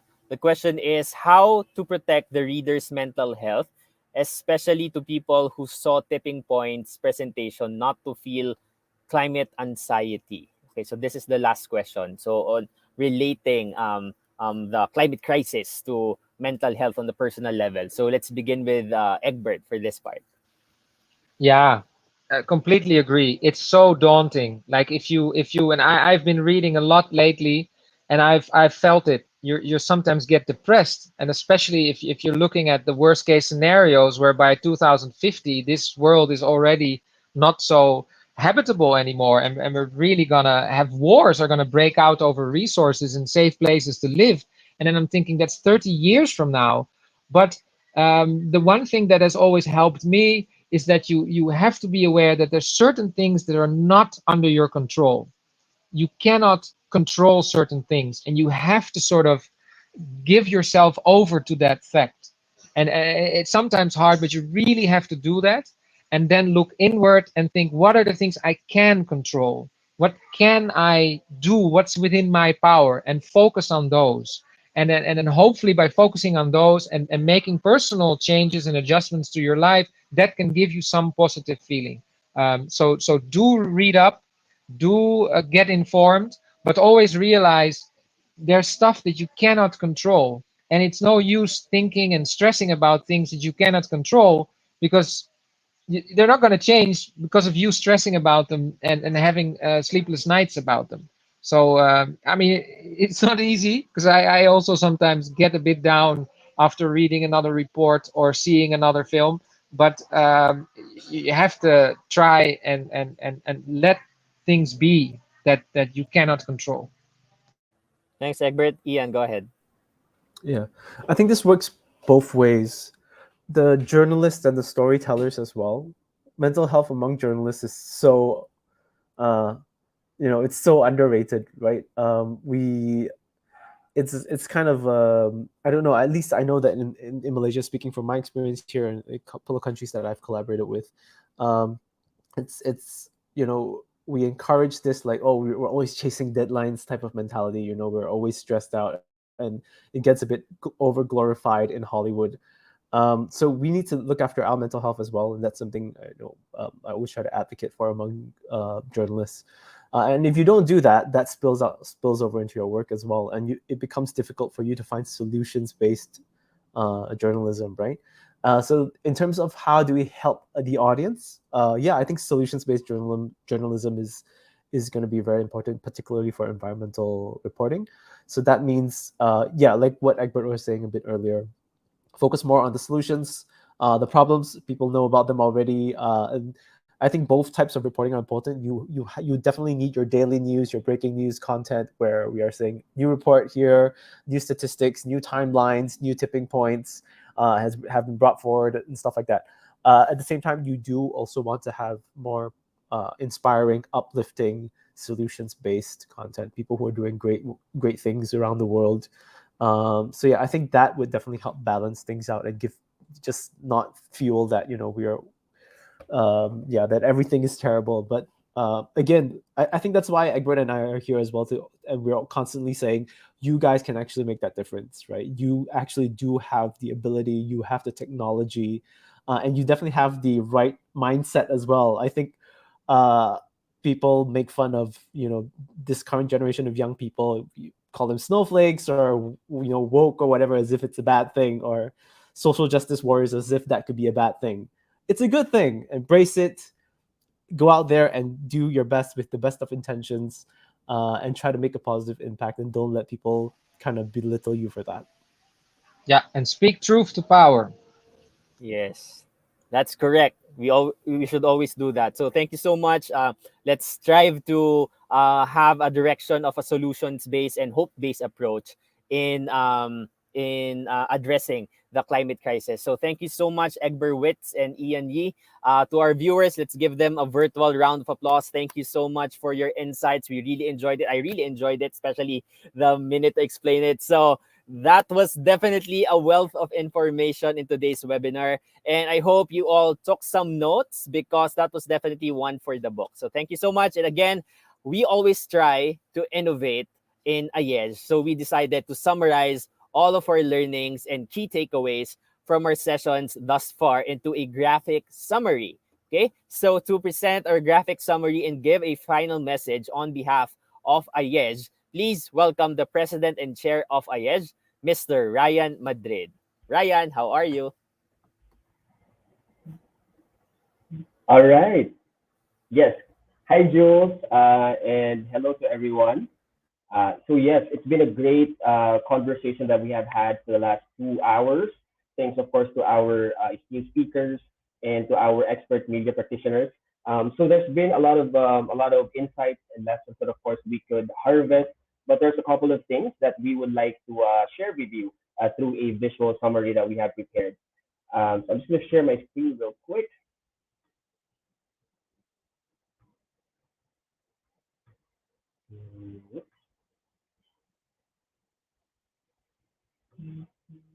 There you go. Let me just refresh that real quick for you.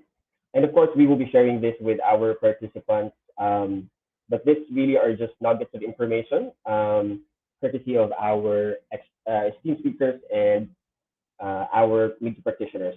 So we started off with an opening remarks by the EU ambassador to ASEAN, His Excellency Igor, who really mentioned that climate change is an existential threat to humanity. And I think we are all aware of that. But for those who are not yet aware, it is one of the significant threats to to mankind as of this moment.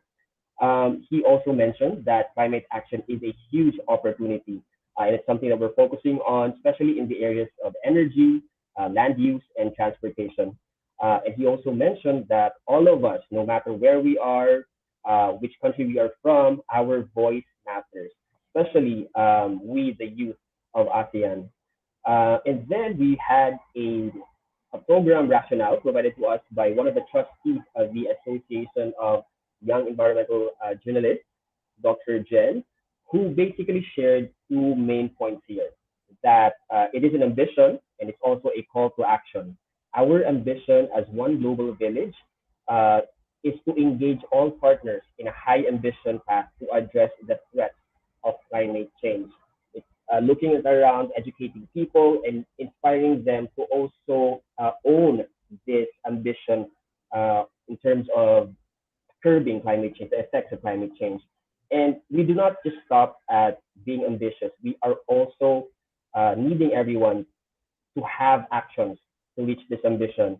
From the EU side, they have presented the EU Green Deal, the climate law, and the policy proposals. And that's very high level, but they are trying to educate us on what this is and what this means for our collective effort or collective ambition in terms of curbing climate change, especially that we are in the heels of the COP 2022 happening next week, the next couple of days. And she also said, as a call to action, that we have to increase conversations on climate and environmental issues in different multimedia.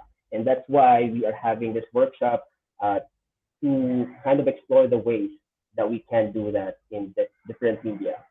So after setting the context from these two esteemed speakers, we moved over to a series of lightning talks from three very insightful individuals. We started off with a briefing on the EU Green Deal, the climate law, and the vulnerability of ASEAN region to the impacts of climate change.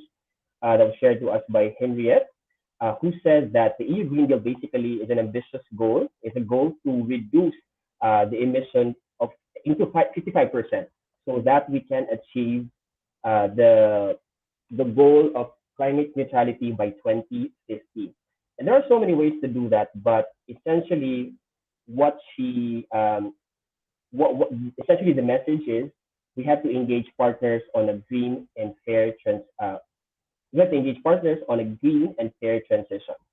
And if you want to do that, please use hashtag #ActForGreen.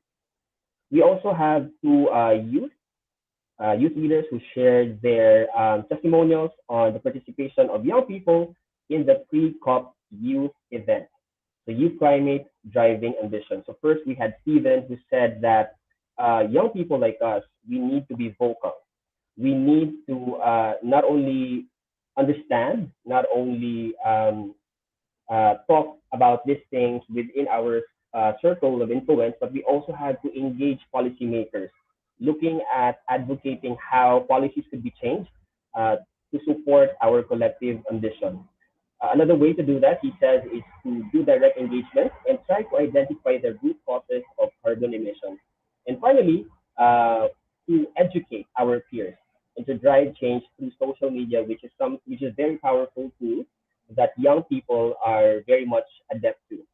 We also have another testimonial from Joshua from Germany, who said that we young people are capable of out-of-the-box solutions, and that together we can be the change we want to see. Now, I'll just check if we have our final panel. Oh, perfect, it's here. So after our lightning talks, we just had, a couple of minutes ago, we just had our, the panel of experts, experts on media who are communicating climate change already in their work. So they basically provided us with a landscape of how climate change communication is being done here and what else could be done here in the ASEAN context. So we have Egbert and Ian, who said that on storytelling, we don't compromise fact-checking and citing sources for the sake of storytelling. So we need to make sure that we are not only communicating effectively, but communicating the correct information. And then the most effective way to change is for people to act on emotions. But then again, emotions should be coupled with facts. They also said that on social media, likes and engagement, likes do not equal to engagement. Some people just, it's easy to click, but it's harder to actually have meaningful conversations, meaningful engagement with people, especially on social media. Engage in meaningful conversations. It's also about positive messaging and making sure that we are hearing each other. We're not only communicating to them, but we're also listening what other people have to say. So we are better positioned to actually educate them on climate change. On choosing angles, three tips here is to call to action, making sure that our stories are relatable, and addressing changes, not the problems. And finally, some of other thoughts that they shared with us is positive energy will result to positive action, and emotionally triggered people build action. So we want to hopefully our discussions today have disturbed you, because it is when we are disturbed that we are triggered to actually do something about it. And finally, it's all about empathetic storytelling, understanding the people you're telling the stories to, and making sure that it resonates with them. Okay. So this really is just a snapshot of what we have discussed in the last 2 hours. There are so many other things that need to be harvested from that conversation, but hopefully this visual summary would provide us, an easy way to remember everything that we have learned today. So once again, thank you so much to our esteemed speakers and to our media practitioners for sharing all of this insight. Back to you, Jules. Thank you so much, Ryan, for sharing your time with us, for your wisdom and your time and energy. We appreciate it. And of course, we'd like to acknowledge Mayu Ferrer as well, our graphic visualizer, for producing this masterpiece. So hopefully, we could have it very quickly within a very short span of time. So thank you, Mayu Ferrer. So thank you so much. So at this point, we want to hear from our viewers. So before we head on over to our final phase in our workshop, which is the workshop session happening over Zoom, we want to know your commitment for the planet through this Mentimeter moment. So please get your phones and laptops, open your browsers, and go to www.menti.com and type in the code, this number you're seeing on the screen, 41432275. And you want to know what message would you like to send to policymakers who will attend the upcoming COP26.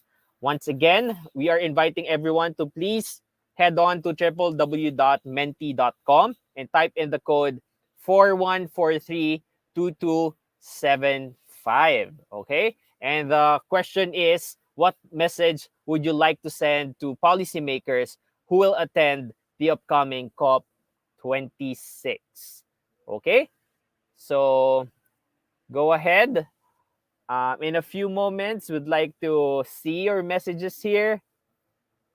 So it could be anything about the sea level rise or the fossil fuel or anything that is connected to your country that you want other nations to work on it as well. So any message that you'd like to send to our policymakers. And I believe Ayej has a representative who will be attending in Glasgow in COP26. So your messages will definitely be sent to the policy makers. Okay? So go ahead, just think about it. I hope you're on the website right now on menti.com, and the number is over there. That's 41432275. Okay? So, if I were to answer this question, I guess my answer would deal with the climate injustice that it's about my thesis years ago, the climate development mechanisms, that while other rich countries continue to do CDMs projects in here we go. I'll just share it later. Okay. Yeah. So here are your messages. So stop funding fossil fuel. Okay, thank you. Good job. Let me make this bigger. Okay. So thank you. Good job. Waste management. Please help convince. Okay. Listen to the youth. That is very important. So while the COP26 are inviting government leaders across the world, we also have youth representatives attending COP26. So we hope that they could listen to the youth, to spread information, to raise your ambitions, to hear the scientists. This is very, very important. Okay. Next, on nuclear power plant, we are expecting change. Think about your child. That's very interesting. Okay. What else? Windmills, environment, education. But I think the main takeaway here is really to listen to the youth. Okay. So that is very important. Okay, so just keep on sending your takeaways or your messages to policymakers in COP26, and we'll try to record it. Okay, so it's very obvious that our young people from all over ASEAN are very firm and committed in their messages to our leaders who will be converging in COP26. And we hope to be able to communicate these to our policy makers who will make important decisions about our planet and the people thriving in it. So thank you so much to all of you for being very cooperative and energetic all throughout the program for the first two parts. Okay, so that ends our first two segments for the EU-ASEAN Climate Diplomacy Week 2021. We will now be heading over to our Zoom room where our registered participants will break out into their media tracks, journalism, short video production, and photography. So if you are watching from our Facebook live stream and would want to join the breakout rooms, please register at bit.ly/EUCDW-ASEAN-2021 to join us on Zoom. But of course, before we officially end this live stream, we have another surprise for everyone. The EU delegation to ASEAN has officially launched a social media action asking the youth to participate in green action. Okay, so that's the mechanics. So it's either I will bring my tumbler every day, reusable tote bags, or I will cycle to work. Okay, we challenge you to share a photo of your action to save the world. Okay, so here are the mechanics. Number one, share your photo or video about your simple action to tackle climate change on social media. Use the hashtag EU-ASEAN-CDW. Again, that's hashtag EU-ASEAN-CDW on your post. Please mention at EU in ASEAN on Instagram, Facebook, and Twitter, and tag 3 friends. Okay? Please ensure your account is not private, fake, or a bot. Okay? Everyone is welcome, of course, to participate. And the competition is from October 29, that's today, until November 12, 2021. The top 10 stories will be announced at EU and ASEAN social media on the 15th of November.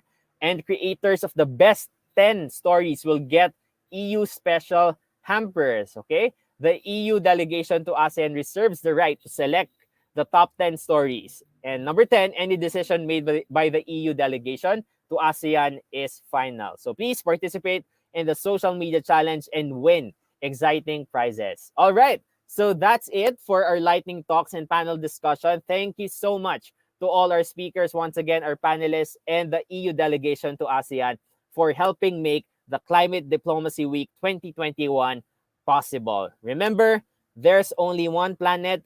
The time to act is now. All right, see you in our Zoom rooms. Thank you so much.